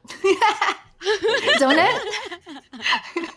Because okay, so I'm just gonna say that Ascent is really a map where individual skill really shines through. So, well, initially we thought that it was shown in the map of Split, and Ascent, as wide as it can be, it's quite bigger in the middle. So that's really where Mad Army did go into play for the sites, especially in that A site wherein they would really get into these crossfires between Anko and Muffin, and as well as the rest of the team members. I think the skill and also the quick-witted thinking of the team of Mad Army was shown in the early rounds, especially for the first 6 rounds.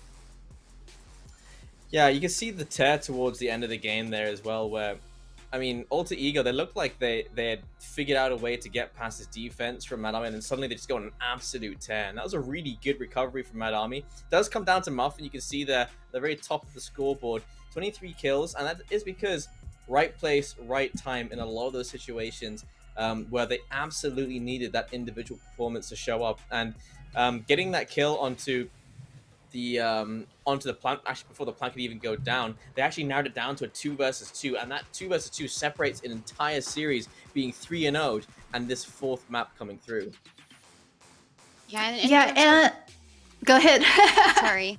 The first rounds, a lot of losses for AE Celeste, and they realized that they were losing the hold, so that they just decided to really resort to these retakes, especially with Ayumi as that initiator. He really did play well in terms of the retakes, and what they did decide to go for is to take out the impact fraggers first, and then get into that whole brawl of a fight in terms of gaining control of that site. Yeah, and we were talking in the panel segment before this map number 3 about how if Mad Army want to win today, they're going to have to dig deep to try and force this to a series, because they have such an uphill battle ahead of them. We weren't sure if they were even going to be able to take that map number 3 on Ascent, but now that we've reached this point, now that they've managed to turn things to a 2-1, it only gets harder from here on out, because map number 4, we've got Bind, and this is such a good map for AEC as well. So what do we think about this?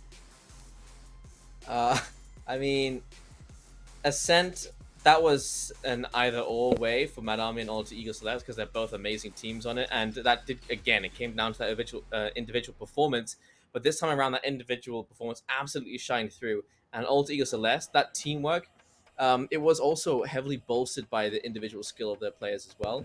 But we didn't see that huge performance from individuals this time. We saw Neri, saw Ayumi. This time, not as much. It really was Mad Army that came out on top. But now, Alter Ego going to their map pick, and this is one that we've seen them dominate every other team on. It's not an easy map to play against Alter Ego on, because it's a very small map, and they know every corner. They know to check every corner and how to isolate every single fight.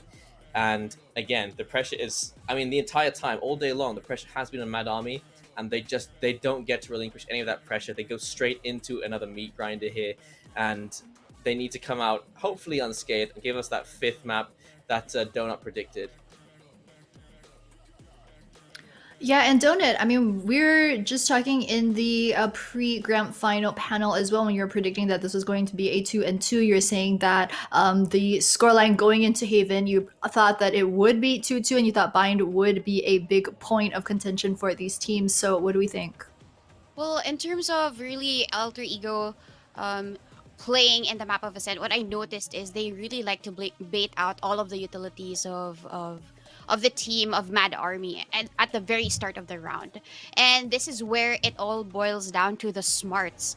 If Mad Army don't really play well against the utilities that Alter Ego will be really throwing in, and it's gonna be harder in terms of that retake for Mad Army.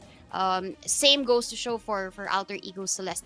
because Bind, as such a small of a map as it is, there are a lot of entry points. So if you don't necessarily utilize all of maybe Dark Covers from Omen or maybe that Nebula from Astra, whatever controller that we will be seeing today, then it's going to be quite tricky for Bind. And as mentioned before during the panel in our offline discussions, this is really a map wherein Alter Ego is out to play.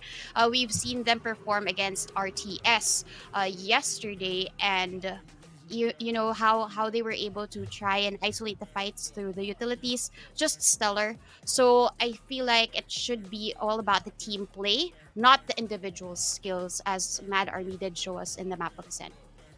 Yeah, and talking about that team play also is the next point that I wanted us to touch on really quickly as well, because we've been saying about how Bind is that small map. AE Celeste are so good on this. They've been playing together as a team for years by now. They've got that communication and the teamwork down. But looking over at Mad Army, how do we feel their teamwork and their strategies have been in the couple earlier matches that we've seen today? I mean, Icebox and Split just didn't look like they were on the same page all of the time. What do we think? I think they're going to need the double controller lineup on here on Bind, just because you're absolutely right. The team play doesn't really answer for each other. It really is down to the individual fights. So how do you play to your strengths? You get two controllers, and then you isolate as many fights as possible with that utility, so that you've only got your players looking at individual players, and you can't have those answers coming back from each way. That way, you stand the best chance of winning those fights and maybe doubling up on those kills as well. And then you don't have to worry about your teammates not being able to answer for you because that chemistry hasn't developed properly yet. All right, well, our questions about Agent Select are going to be answered very shortly. We are here in the Agent Select lobby. Alter Ego Celeste this time around actually taking a bit of time before they lock in, but it looks like it will be the raise for Ineri this time around. Should be a treat to watch. Ginny once again with the Sky Hover. Would be a good agent pickup on Bind, but anything else jumps up for you guys? Look Well, at that they're not agent getting pick. on that double controller, as Jace mentioned. It's going to be a double initiator instead for Mad Army. You love to see it. You love to see it. Oh. Okay. I thought there were these clutch moments wherein they tried to change the agents at the last minute. So, but that's not it. It's going to be a double initiator setup for the team of Mad Army. So maybe this is where they could shine, because the team of AE they did play the double controller setup previously. So I feel like this is a counter to that. But this is the first time that they're seeing their own agents against each other. All right, well, here to bless all of our ears once again are Zaya as well as Quack. Lady and gentlemen, all ears on you. Thank you so much again, Ray Retro Jaeger, as well as Donut. We are here to bless your ears. Hey, I'm Quack, and along with me is Zaya Aura. But of course, you know, look, if you had one shot or one opportunity to seize everything you ever wanted, would you just capture it or would you let it slip? You know, I think Mad Army are here to capture it. This is their last chance at pushing us into map number 5. Is it going to be possible, Zaya? As we have been captured by the panelists as well, it could be possible, but the stakes are quite high because as we've seen in towards the stats, and also the panelists have been talking about this, in terms of numbers, number of times that they have been playing Bind, Celeste has that experience. And if I recall it correctly, Mad Army only played with this map once. So we'll just have to see how things are going to go from here. That's a very early flash coming in. Muffin in for that opening, only for Oreo to basically trade it off. So it's still an equal ground. There's that certain equilibrium in terms of numbers of agents. But still, Ayumi here getting the orbs as essential as possible. We do see a drone to detect anyone in sight, but without that smoke, it kind of denies vision into Ginny, who's under window here. So that's gonna be swarm grenades in towards backside. They're waiting for the right moment to strike. Let's just see if they can look at this angle, because it's getting quite interesting. Ginny's got another hawk. She could just chuck one out and get some intel. she's thinking a little bit better of that for the time being. I mean, you saw those like nanostorms. There's a potential for that and more.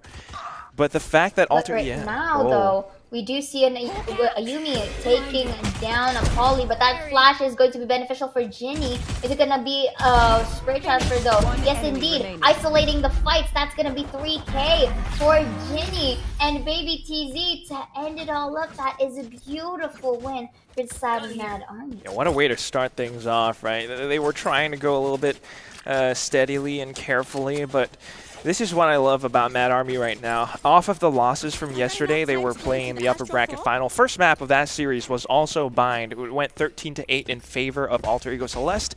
Mad Army was playing one of their old tried and true agent compositions, Muffin on Jet. This time, she's on Raze. And Raze on this map is really strong at fighting for map control. Your boombot can clear out so much because of the way these corridors are laid out. So she's able to deploy it real quick towards places like Hookah, and then you got Ginny with Sky as well. The guiding light is actually able to disable whatever Alter Ego Celeste tries to throw at them. And this time around, it's going to be the controllers doing the work, plus the Spectres. They know where the Alter Ego Celeste players are trying to push from. Utility usage here for the side of Mad Army. They're not hesitant to expend all of these if it's into their favor. BBTZ takes one ankle as well with better weaponry for the Sheriff trade. Really doing a good job. The spike hasn't been planted, but they destroy the wall. That's going to be a flash. Not going to detect anyone from showers though. But Ginny still gets the upper hand, taking Terrafield down. Is this going to be a right click? Beautifully done by Ginny for the trade, and that alone again is going to be the second point for Mad Army. This bodes well for the Mad Army girls. I mean, it doesn't matter if you have a Sage. With this new agent composition that they've got, they're actually able to put it to them. The fact that they have bits of map control, locking out Hookah, locking out B Long, at the same time, it's just Baby TZ anchoring and getting extra bits of information, stalling for as long as possible. No chance Alter Ego Celeste pulls off any of those Yahoo Thrifty shenanigans. Now they're gonna have to actually play this for real. They need the full buys in order to find wins. BYB fam. Of course, because they've already been saving for the first 2 rounds, so it's pretty normal that you buy on the third one. So for the side of Mad Army, it could be a bonus because this is the previous guns that they've had into round number 2. So at least they tried to be aggressive, right, in towards the first 2 rounds. So maybe a little bit of a slow push can come from them here, but it's gonna be Baby TZ to be detected by that drone. So here we see another A take for the side of them, for the side of Celeste. Notice how they kind of delayed the push or the spike down from them. So yeah, this is post-plan situation. We did see Ayumi is going to be detected. Toxin to pin them down towards Lance. It could be a portal of entry for Mad Army, but they didn't utilize it. So right now, they're just waiting for the peaks, waiting for the angles. That's going to be a knockdown, but is it? Sure, the teaming that's really difficult, but look at this. There are in lamps right now. A lot of items across the floor. Ayumi with the 1, Ayumi for the 2, on for the Sheriff kill. Is it enough to go and defuse the spike? Polly with the 2K, but Iceberg is getting short. Gonna deny it, but Polly with a right click. Do they have time? Yes, they do. Yeah, they definitely do. I mean, this was incredible plays. Wait, I'm biting my tongue. Okay, thankfully, Ginny's gonna save the day. Oh my god, I hate those moments. You love to see how they just rush in like that, playing off of the fact that Ginny has already earned her Seekers in the earlier part of those 2 rounds. She had 5, 0, and 2. Now it's up to 6. And off of initiating a fight like that, they can actually just push up front, gain favorable duels, and coming down to it, I think Alter Ego Celeste were just making some minor mistakes, getting caught out with utility and trying to play post-plant, but the fact that they didn't really have that much room to work with, they were still stuck on site itself. You know, they were basically boxed in, and right now it's going to be Alter Ego Celeste again trying to fight through this with their Sheriffs. Paint shells go in, and Muffin tries to flush out, but unfortunately she gets shut down. Oh my god, Aneri, it's going to be another double kill. 3 players instantly gone. What is going to happen next? You should run. Weaponry, more like it's me and Neri as she takes that double with the sheriff, and it's not really, you know, an issue of that kind of play. But right now we do see the lockdown to be placed. Anko with that beautiful lineup all up above that tower.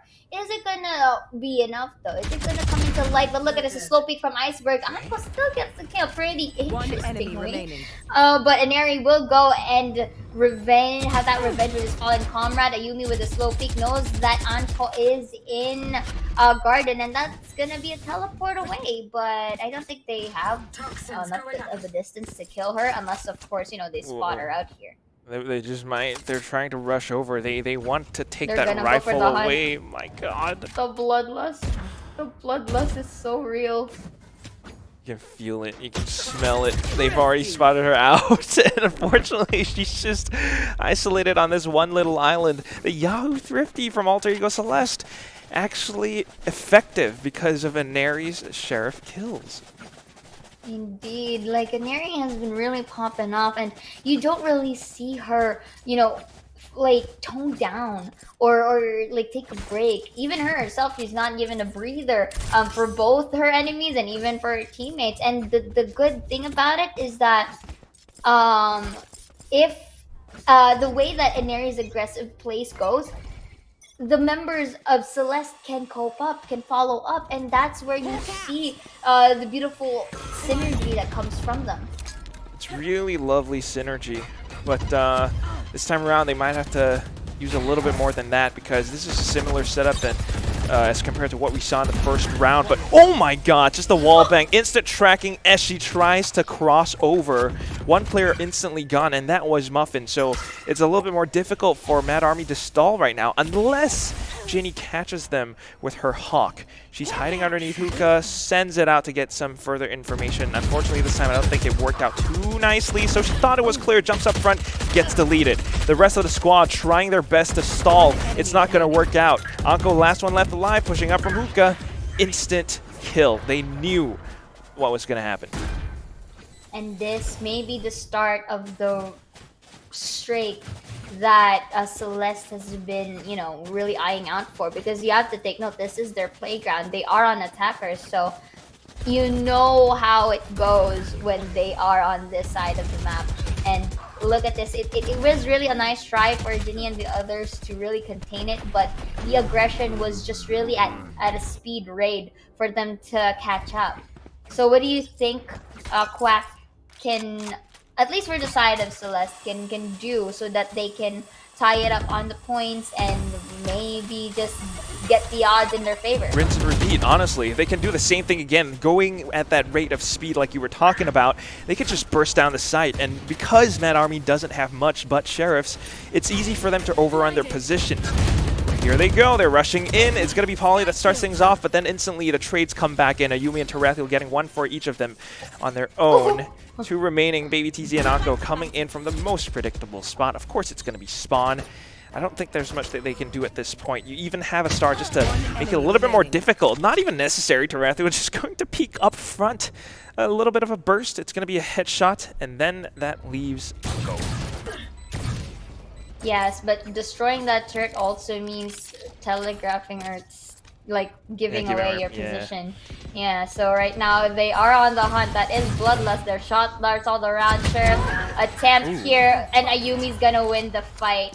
3-3 right now for both sides of the team, and Celeste really popping off right now. Let's see the scoreboard real quick. Still near and towards some KDA here. Ginny getting those 7 kills off the bat, but let's look at that replay. Polly goes for the sheriff kill, but Ayumi and Tarathiel gets kills of their own. With that pixel peek, Tarathiel, you know, it doesn't need that double peek.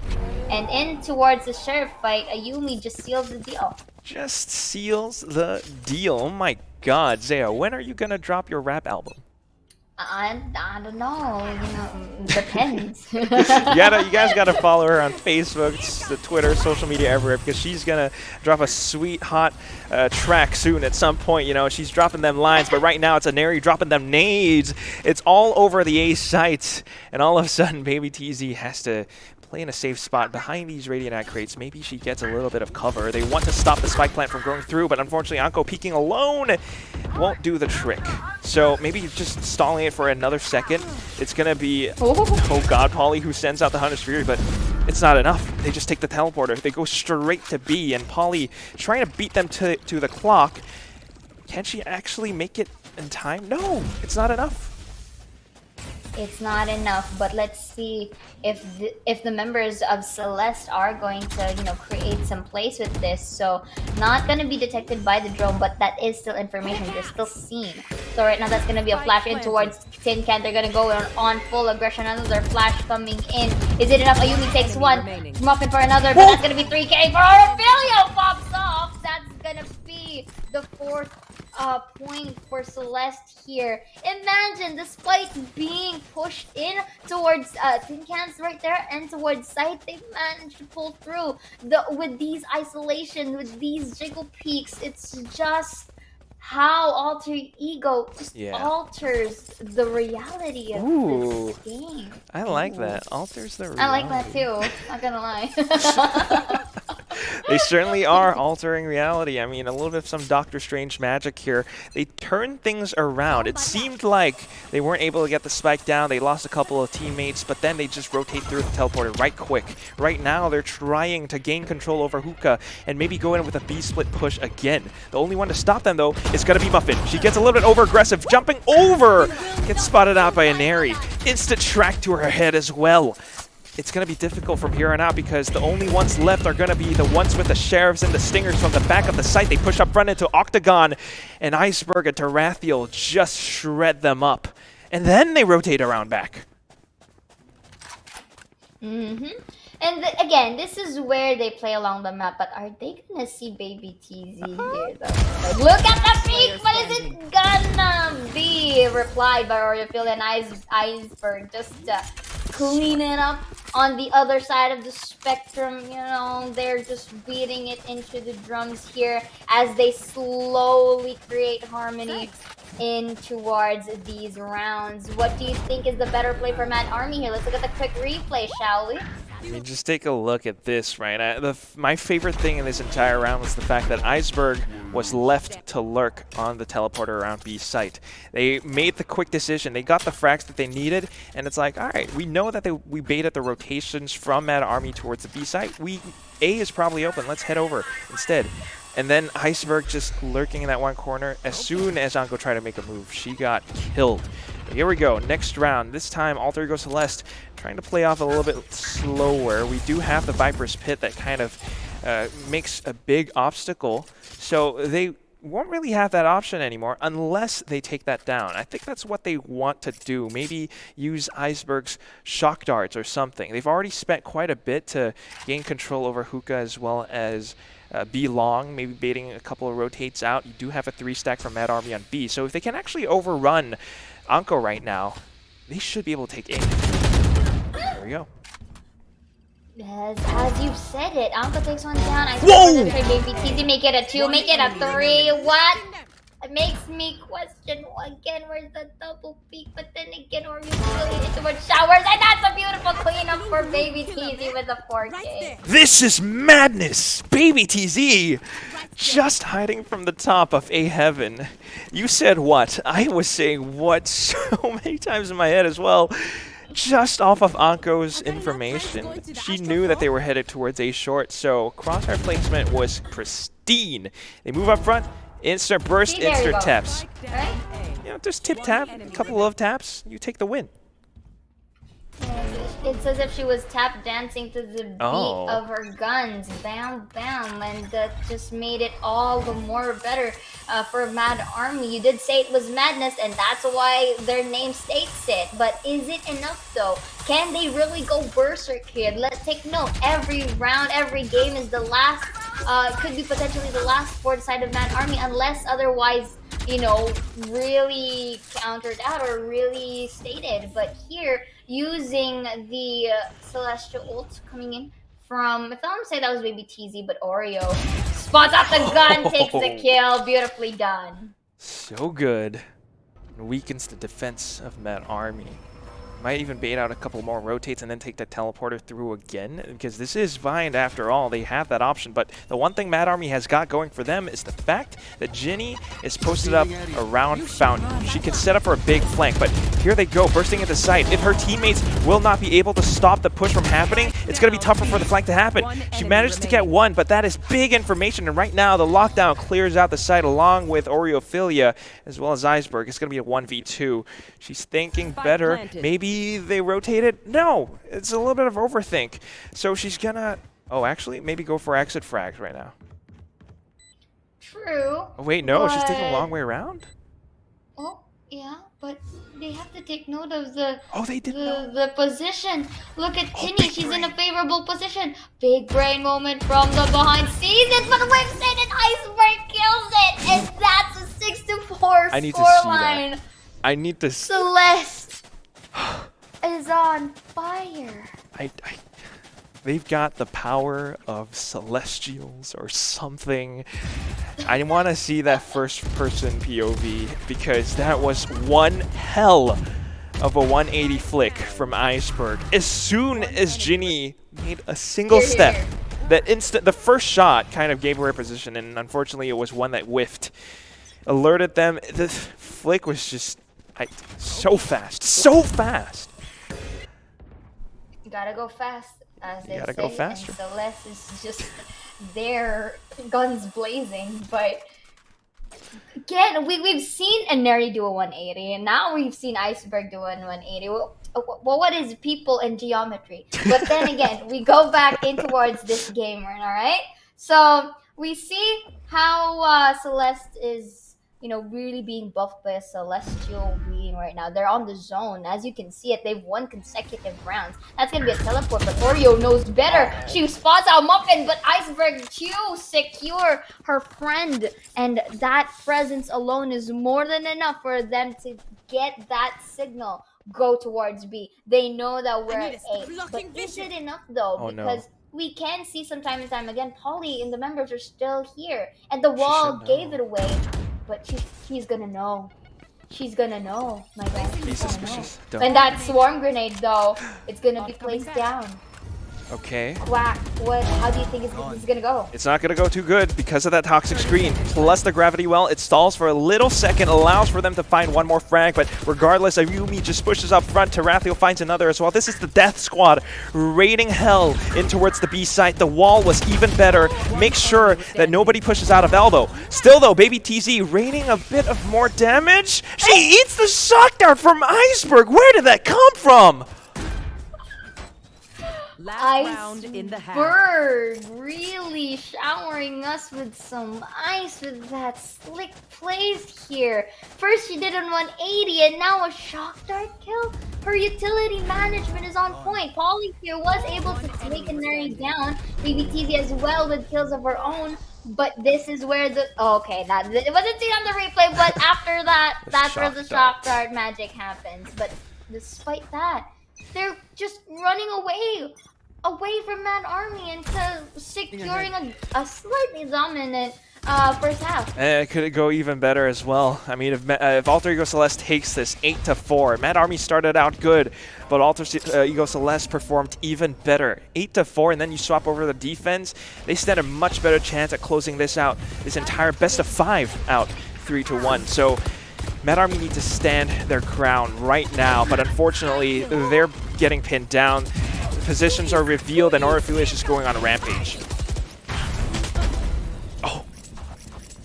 Okay. But Muffin still gets a Neri with that showstopper, but it's quite intel once again. But with the help of this wall, it may be an idea, and beautiful deny of flank coming in from Ayumi. Tarathiel taking Muffin down as well. Baby TZ is gonna be tagged. They know that she's here. Let the presence be known. Baby TZ with this patience game. Trying to wait.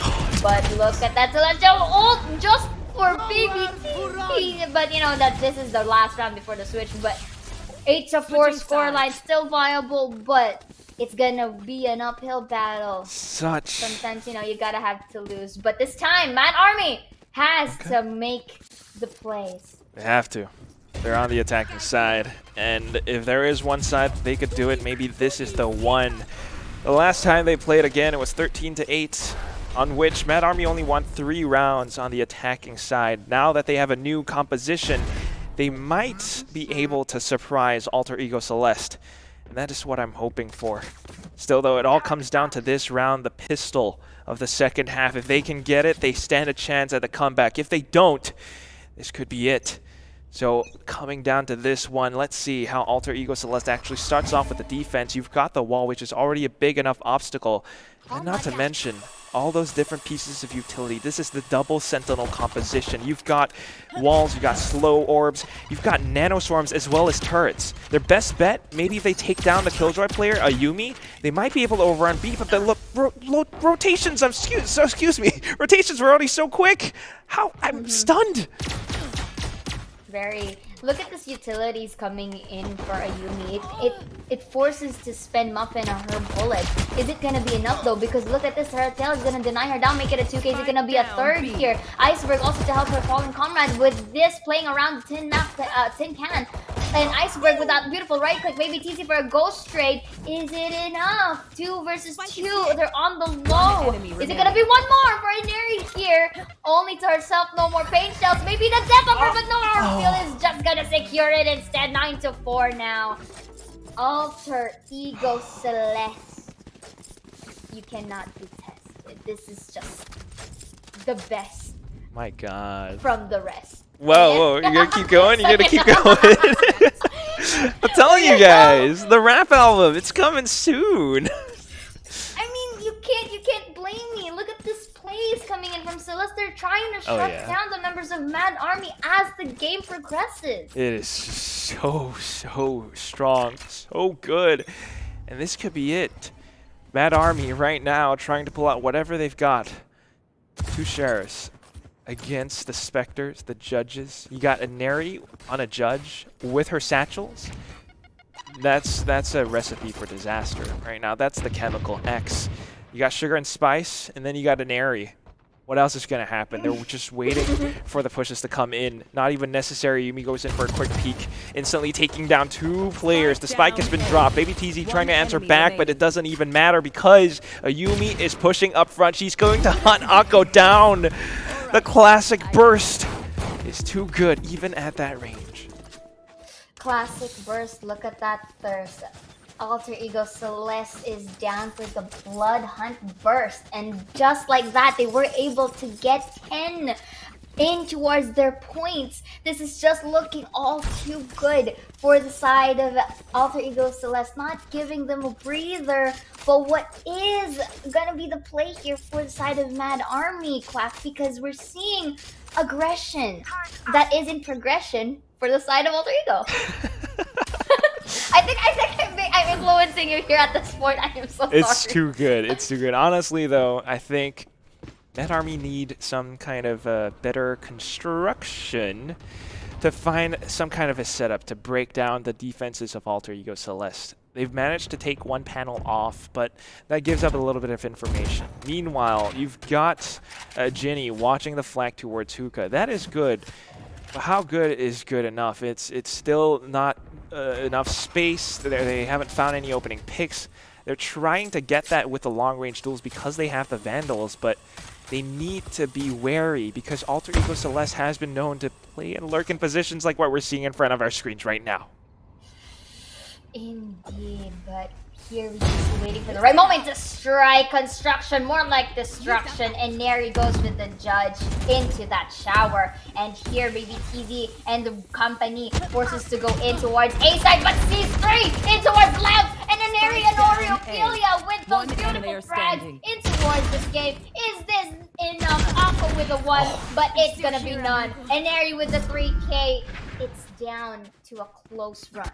None, a close run. This is starting to look to be all done and dusted because 11-4. They've broken and shattered Mad Army's economy. This was their bonus round. The fact that they've lost it means that Alter Ego Celeste can just that easily shove and push them in towards match point, where they stand at the cusp of becoming crowned the queens, the champions of VCT Game Changer Southeast Asia. Is it going to happen right here in this round?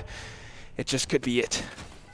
Revealing area. This could be it unless it's jinxed. But right now, we are seeing members of Mad Army crawling to be long. A Neri to that shutdown really beautifully happening. But you know what? They still get there. Ultimate and Ayumi with the 1. Make it a 2. Is it a 3? Watch out the flanks. Very cautious for this woman. She's popping it off. Baby TZ and company. What more can you do? That's gonna be a beautiful 2. No, actually 3 for Ayumi. And a 12-4 scoreline match point for Alter Ego. How do you think this is gonna run in for Mad Army, Quack? They need to, as you mentioned, they need that construction, but it's now being destroyed by Alter Ego Celeste. What do you think needs to be done? They were able to save into the previous round. They have weaponry, but is it enough? I think Alter Ego Celeste, they came in like a wrecking ball and they just destroyed whatever Mad Army has got. Mad Army right now, they've got the full buys. They can stand their ground. They can get maybe 1 round or 2, but then it's going to be just such a tall mountain to climb. But here they go. Alter Ego Celeste getting a little bit greedy right now. They're trying to hunt them down. The Showstopper created a little bit of space, but at the same time allows for Mad Army to just hold a little bit of a default. Baby TZ good for the trade. And Neri looking for a little bit more, but she's down to 42 HP. She gets peppered up. That's it. 3v4. And Mad Army can actually push them down.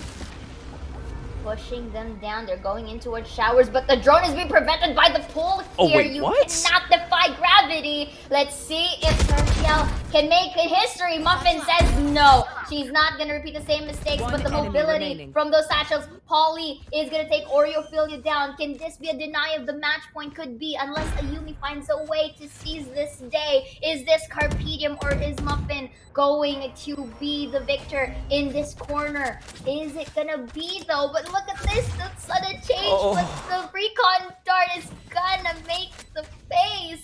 Ayumi is quite pinned down with this ultimate. All utilities just went down. Muffin is gonna go for the cleanup, 12-5, and the dream. Oh, the dream. Let's keep it alive. You thought that you couldn't defy gravity, but Muffin's flying high and she's going to try to defy gravity. Right now, 12-5, and they're not going to stop.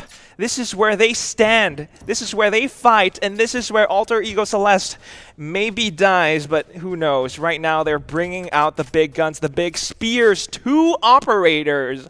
And you know how devastating that can be, locking down the angles. Unless they have some kind of a utility play to flash them out or mobility to push them off of the positions, I just don't know how Mad Army can actually break this defense right now. Oh, okay, that's good. As you say it has been jinxed. Ayumi, though, retreats in towards B-Long, but maybe TZ was able to take down Neri, who's been the menace of this Celeste. And here, this is nice because the aggression, they're starting to be proactive in towards the map. Anko and Polly in towards showers. That's quite telegraphed, especially with the drone. And Iceberg just to try and deny that attack. Not going to detect anyone, but Recon Ball. Let's see. That's going to be the division of this A side. Is it going to be on progression?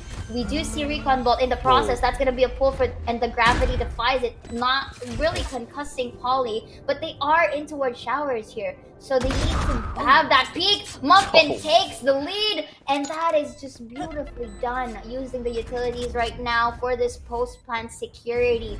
But is it enough, though? What do you think, Quack? I think it's good. The fact that these are 2 operators that we're talking about, that's a total of like 9,000 plus credits. Math wasn't so good, so I didn't get the exact numbers. But yeah, it's, you know what I'm talking about. This is big value. They can't afford to just throw that away in an unfavorable retake. So looking for the exit frags at the very least right now. And Mad Army, you know, they could afford to maybe go a little bit and hunt them down, but the main thing is they win this round. Next round, it was a little bit expensive for Alter Ego Celeste. They won't be able to have the best weapons coming into this one. The thing they got to count on is the operators. Let's see how useful that can actually be.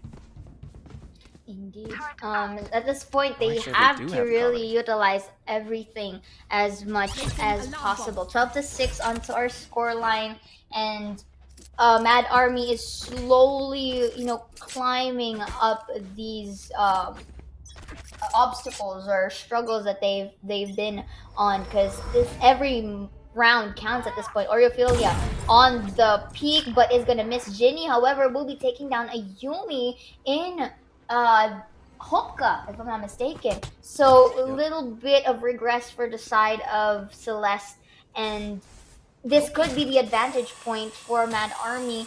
And if you see Muffin, if detected by Boombot, she's gonna follow through this.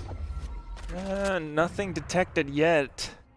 So it does seem like Muffin won't be able to do too much except for anchor down in that position. If someone pushes up front, she gets to basically set up for a flank or two. Meanwhile, the main push is coming outside of B. They already got the one playing around Hull, which is incredible stuff.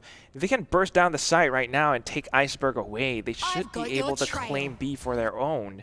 Still, though, some of the Seekers are coming out, and now they're just looking to rush them down. Muffin, unfortunately, got spotted out.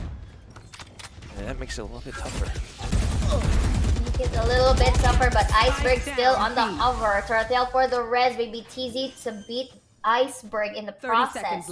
And that's going to be a spike down. Let's see if the post plant makes it to the rest of the games, because again, this is important, but Taratiel just shows it over towards that kill. They could go for double peaks, but is it enough? Because look at this repeat here with the 3. Taratiel on the low, but still calling for the trade for Oreophilia for the off kill. Ladies and gentlemen, is this safe to say? It's now in the books. Quack, we have ourselves the victor. Queens reigning, defending once again, as VCT Southeast Asia Series is to be crowning Alter Ego Celeste as their queen. Just as it seemed that Ginny sent out her Seekers, sent out her Hawks to rush down the site, Tarethiel right there rings the bell and says that they are the champions of FSL Elite, the VCT game changers of Southeast Asia. They have won themselves that $10,000 US prize, along with some nano leaves as well from our sponsors. These girls have run the whole gauntlet. They made their way throughout the upper brackets, basically dominating 2-0 all throughout, only dropping one map in this best of 5 earlier on. But here we go on Bind. This is one of their best maps. It was one of their trump cards, and unfortunately it just seemed like too much for Mad Army to handle. But you know what else isn't too much? It's going to be the Secret Lab giveaways. We do have something like that going on, so we're not going for a break just yet. Maybe, I don't know, Zaya might have some words that she'd like to share. She loves to spit those rhymes and bars out. But what do you mean? What do you mean? Look, I made her bashful. Clean, you know? What do you mean? I'm just being clean, but the unbeatable queens are celestial beings. And ladies and gentlemen, you have yourselves our champions for this VCT Southeast Asia Series. But a lot more when we come back. Winners but this has been an honor to have casted with you, Quack. This is Zira. Likewise. We'll be taking on a quick break, so don't go away.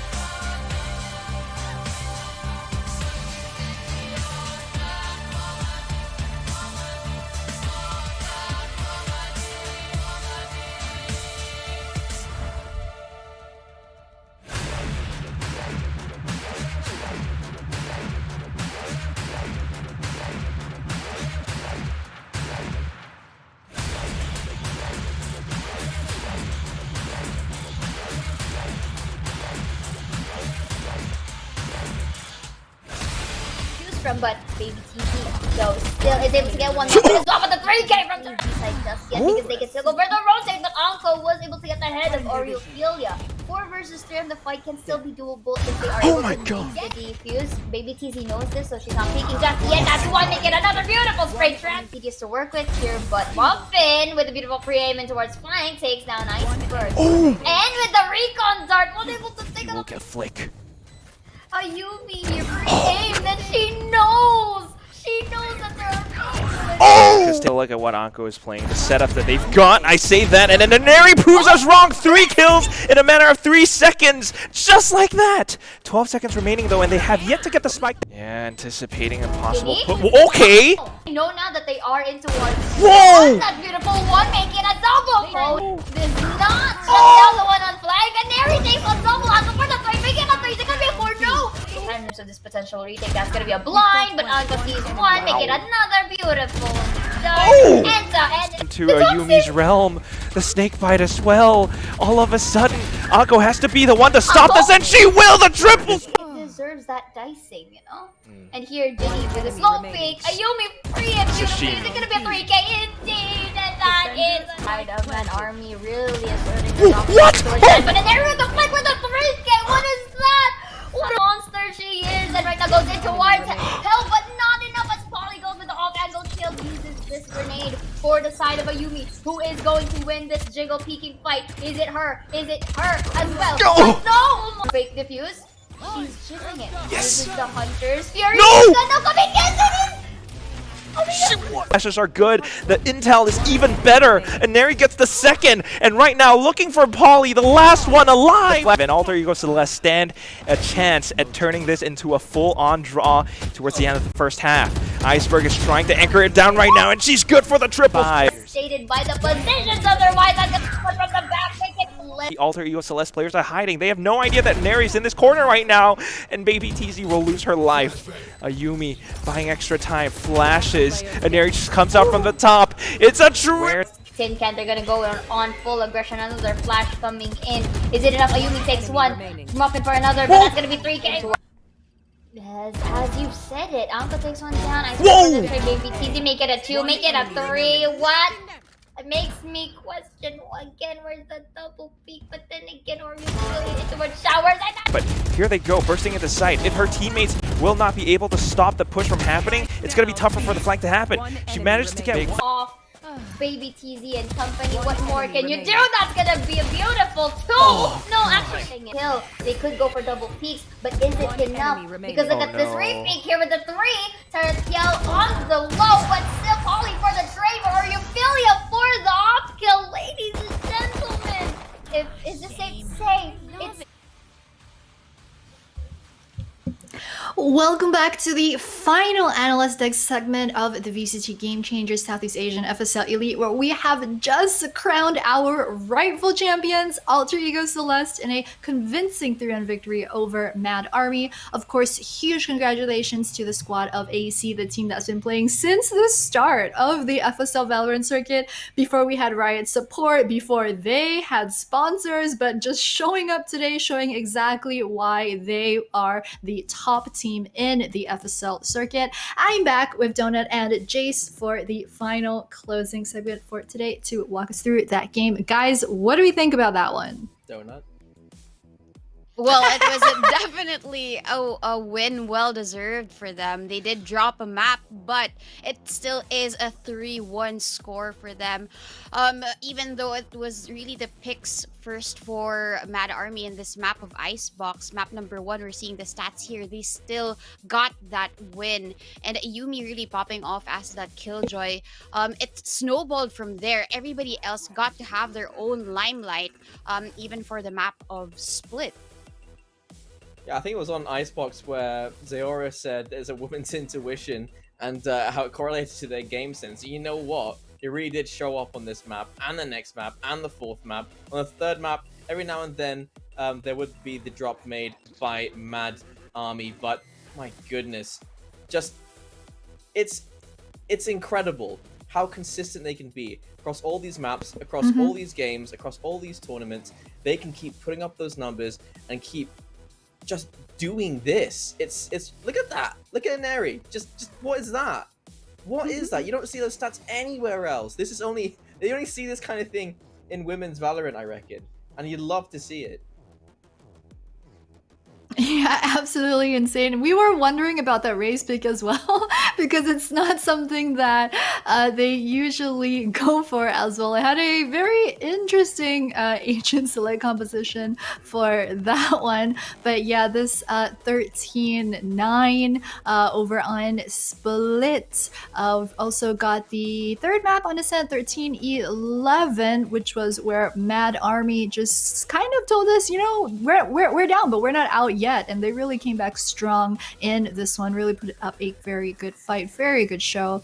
Muffin versus Anaria. Muffin just showing up clutch as well, 279 with the ACS. Polly also has just been such a star this entire tournament, picking up a 4K, a bunch of triples, and just being that clutch player for her team as well. You kind of called it. Like, as soon as you saw the agent picks, you saw KO come out and you were like, oh, I don't know about this game. And you were absolutely right. But look at the margin. 2 rounds separate that 3-0 win. And then we headed into Bind, where, again, that women's intuition, it was incredible. They knew every angle they needed to check. They sprayed through every smoke they needed to and found targets. The amount of damage that was coming through, where they couldn't even see their enemies, checking corners where you just regularly just wouldn't check. They were so in charge of that game, and it's reminded us of who they were and how strong they were. Alter Ego just cementing themselves as the absolute champions for this year, and it's unquestionable and undoubtable that they've earned this position. And what we said about the picks really being about the team play, we saw that in Bind. All of the utilities were not just used for themselves, but used for their teammates. And their performance in Bind was the perfect end to the story of victory for Alter Ego Celeste. Yeah, you saw more of those players playing anti-flash. Like, how do you... I don't think they have enough time to coordinate all these positions. They went for a double peek down long with one player playing anti-flash and then the double peek to find the kill as well. And it's like, you don't have time to discuss that. They just knew to do it while the defuse was happening as well. Like, there's so many little things that you cannot get unless you have that close sisterhood like that. And they really, really showed just how cohesive they were, just how well they could work as a team. It was an absolute Alter Ego Celeste show as soon as they hit that 4th map. And it was, you know, for this entire year. Yeah, what a show we've been treated to from this team. And waiting in the wings for our grand finals winner interview, we are very honored and happy to have with us today Tara Thiel again from Alter Ego Celeste for a little winner interview chat. Tara Thiel, hello. Oh my god, your bunnies. Guys, I'm here with Alter Ego Celeste Tarathio for today's grand finals winner interview brought to you by Nanoleaf. Tarathio, congrats on winning the grand finals. How do you feel right now? I'm very happy and very satisfied because like I thought we were going to have a tough time in the finals, and then like we managed to finish up early. So even though we lost that 3rd map. So I wanted to chat with you because your team has won pretty much almost every tournament that you've been in this year, for sure. VCT, FSL that you guys have participated in. How does it feel to have won practically everything this year that you've taken part in? Actually, it's kind of there's so much pressure when we play because they expect us to win, and they have nothing to lose. You know, like if it's like we have to, you know, stay being the champions, and it's quite the pressure for us. That's why we keep on practicing more, even though we won, but then we still keep on practicing also, so that's not, so that we don't get left behind. Yeah, spoken like a true champion. I mean, Tarathio, when we had the chance to interview you last week, and I was asking you which team in FSL you consider your rivals, and this was before like half the bracket was played out. We didn't know it was going to be Mad Army in the finals. And now that we've played Mad Army and you guys beat them 3-1 today, how do you feel that they did in today's grand final? They're very good. They're very sharp. Even on map 3, I was like so out of it that whenever I meet someone, I felt like, oh no, I'm gonna lose this fight. So like every time I see someone, I'll give up shooting. You know, it's up to that point that it's for me they're that sharp. That's really interesting for me because from what most of the analysts, most of the viewers know, looking at the way AE Celeste plays, that we think of your team as a very aggressive team. Like, you know, even on defense, sometimes you girls push out. Sometimes if you're feeling it, especially we saw that map number 4 the last couple of rounds too. Like, you girls were just going nuts. So when we look at the playstyle, it really doesn't look as if you girls have any types of nerves at all. But could you just talk to us more about that? Just feeling nervous, how this affects you during the game? I think when you feel nervous, that's when you lose the game. So like I told them, like, you don't have to feel nervous because we're going to win this no matter what. We've practiced, and because of our hard work for these past 2 weeks, I can guarantee that to you guys, because of how hard we practice. Throughout this entire year of the FSL circuit, all the way from like Open 1 to Open 6 through to FSL Elite, what was the point that you would say the most where your team felt the most nervous I think it's during today. the competition? I Today? think it's today because the stakes are way high. $5,000. Yes, that's true. Split amongst the team. It's a big amount of money, 10K to 5K USD for the prize pool. Another thing also was that when we were hearing the cast earlier, I know you girls were playing, but like we were hearing the cast, one of the casters, Quack, was watching your team play, and he said at one point, is it luck or is it skill? And I mean, watching you girls play, it's 100% skill. So I wanted to ask, just in general, like usually, how do you girls train to get to such a high level of Valorant? I think the more we play ranked, the more experience we have. Like this guy in Vine, they will pop flash in Belong and hook kites. It's just what happens usually if you use that agent. So like we expected it to happen. That's why we put some people on anti flashes, and it works out. So I think it's just basically just you play more and experience rank, so like you know what people are gonna do with each agents, because more or less it's going to be the same. Also, I wanted to ask you very quickly about your agent composition. I think it was that map over on Split where AE Celeste pulled out that very interesting strategy. You had the double sentinel, you were playing Sage as well as KJ, and 0 initiators on your squad. It's not something that we usually see, especially from you. Can you just tell us briefly about that decision? I think Split is a very defensive side, right? So I thought, why not we just pump up the defense a little bit more, and I'll handle the attacking side, I think. But yeah, it works out. And we have It worked out. So like we just need to hold it. Yeah, I mean, it's nice always having that Inari in your back pocket to whip out as that plan B. Is there anything that you want to say to your teammates after today's win? Oh, of course, I'm very proud of them. Thank you for believing in me as the IGL, and thank you for working hard with me. I think we all deserve this champion, and I really love them. Lastly, any message that you would like to give to all of those girls out there who have been following your journey throughout this year, from last year even, or maybe even just tuned in today? They've watched your team just absolutely wreck face the whole year and think, wow, if they can do that, so can I. Do you have a message for them? Just try it out. You know, if you don't try, your chance is always 0%. Well, it's been a pleasure talking to you, Tarathiel. As always, thank you so much for the interview. And once again, huge congrats to AE Celeste for winning today's grand finals of VCT FSL. Bye! Bye! Welcome back, Jaeger, as well as Donut, to the desk. And I just love talking to Tarathiel. I mean, by this point, you know, AE Celeste, they win all the time. We've had multiple winners interviews with them because they just don't lose. And it's just always a pleasure to talk to her. And what a sweet message that she had for her teammates, as well as to all the young girls out there.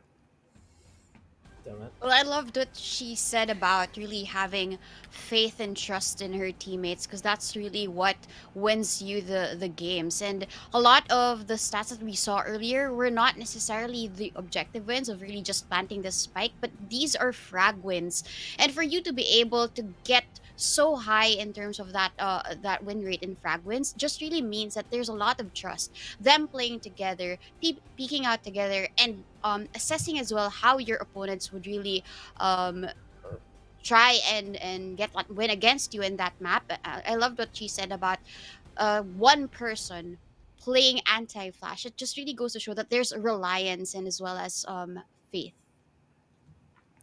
Yeah, and I mean, Celeste, they might have won today's grand finals, but it's been a long journey to get to this point. Of course, we'd like to take this moment to highlight all of the other fantastic teams that we've had the pleasure to watch throughout this tournament. We're going to take a look at the brackets from FSL Elite from the last 2 weeks of play. Whew. And there on your screens is, if you guys, just tuned in for the grand finals and aren't all too sure about what happened, well, we've had 2 weeks of play. We had a double elimination with the top 8 teams at the end of this year's 6 FSL Opens, as well as overtime and wildcard. So the top 8 teams qualified in through last Saturday's FSL Elite week number 1, day 1. And you can see just some pretty close scores across the board, especially towards the end of the brackets. But I mean, Celeste came up on top. We'd also like to have a big shout out to our second place team, Mad Army. We'll be walking away with $5K US dollars, as well as Nanoleaf panels. And third place team, we saw them earlier this afternoon as well. Renatus White from Singapore and Malaysia went down 2-0, but will also walk away with that sweet $3K US dollar prize. And Enigma Galaxy, come on, they had such a good showing last night as well. It's just been a really nice 2 weeks of games.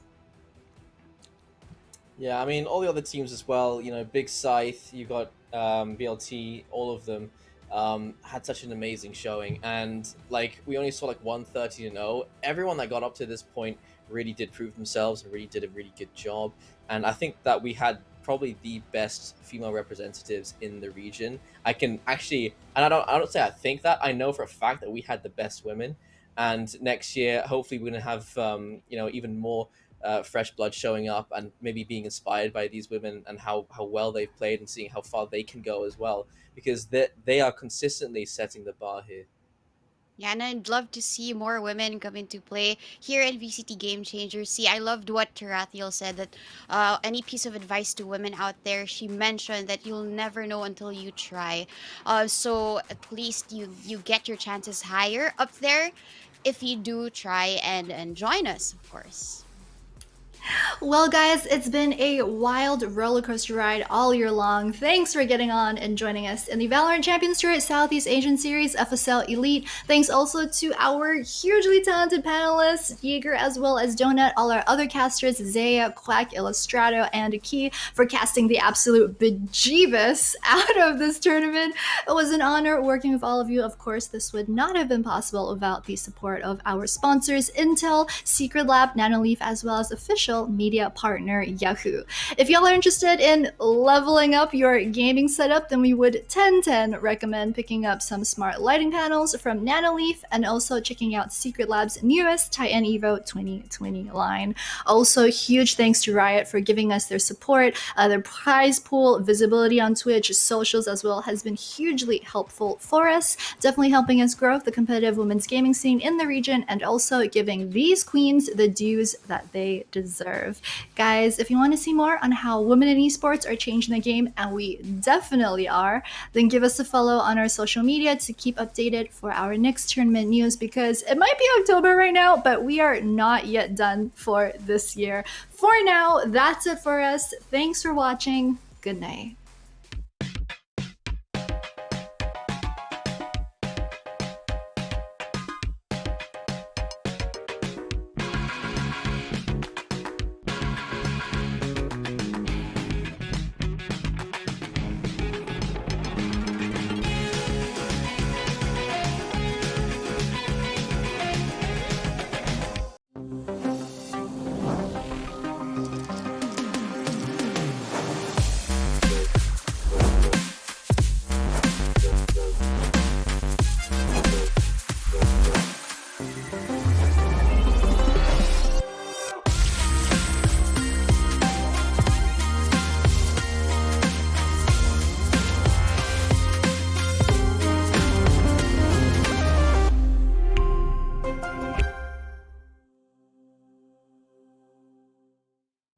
We'd like to thank Intel for believing in us and supporting women in the gaming community. The new core and graphics architectures of the 11th gen Intel Core processors elevate laptop and desktop gaming performance for all types of gamers, from the overclockable K processor line for desktops to the U processor line with integrated graphics. Intel has a product for the hardcore PC gamer and streamer, as well as the gamer on the go.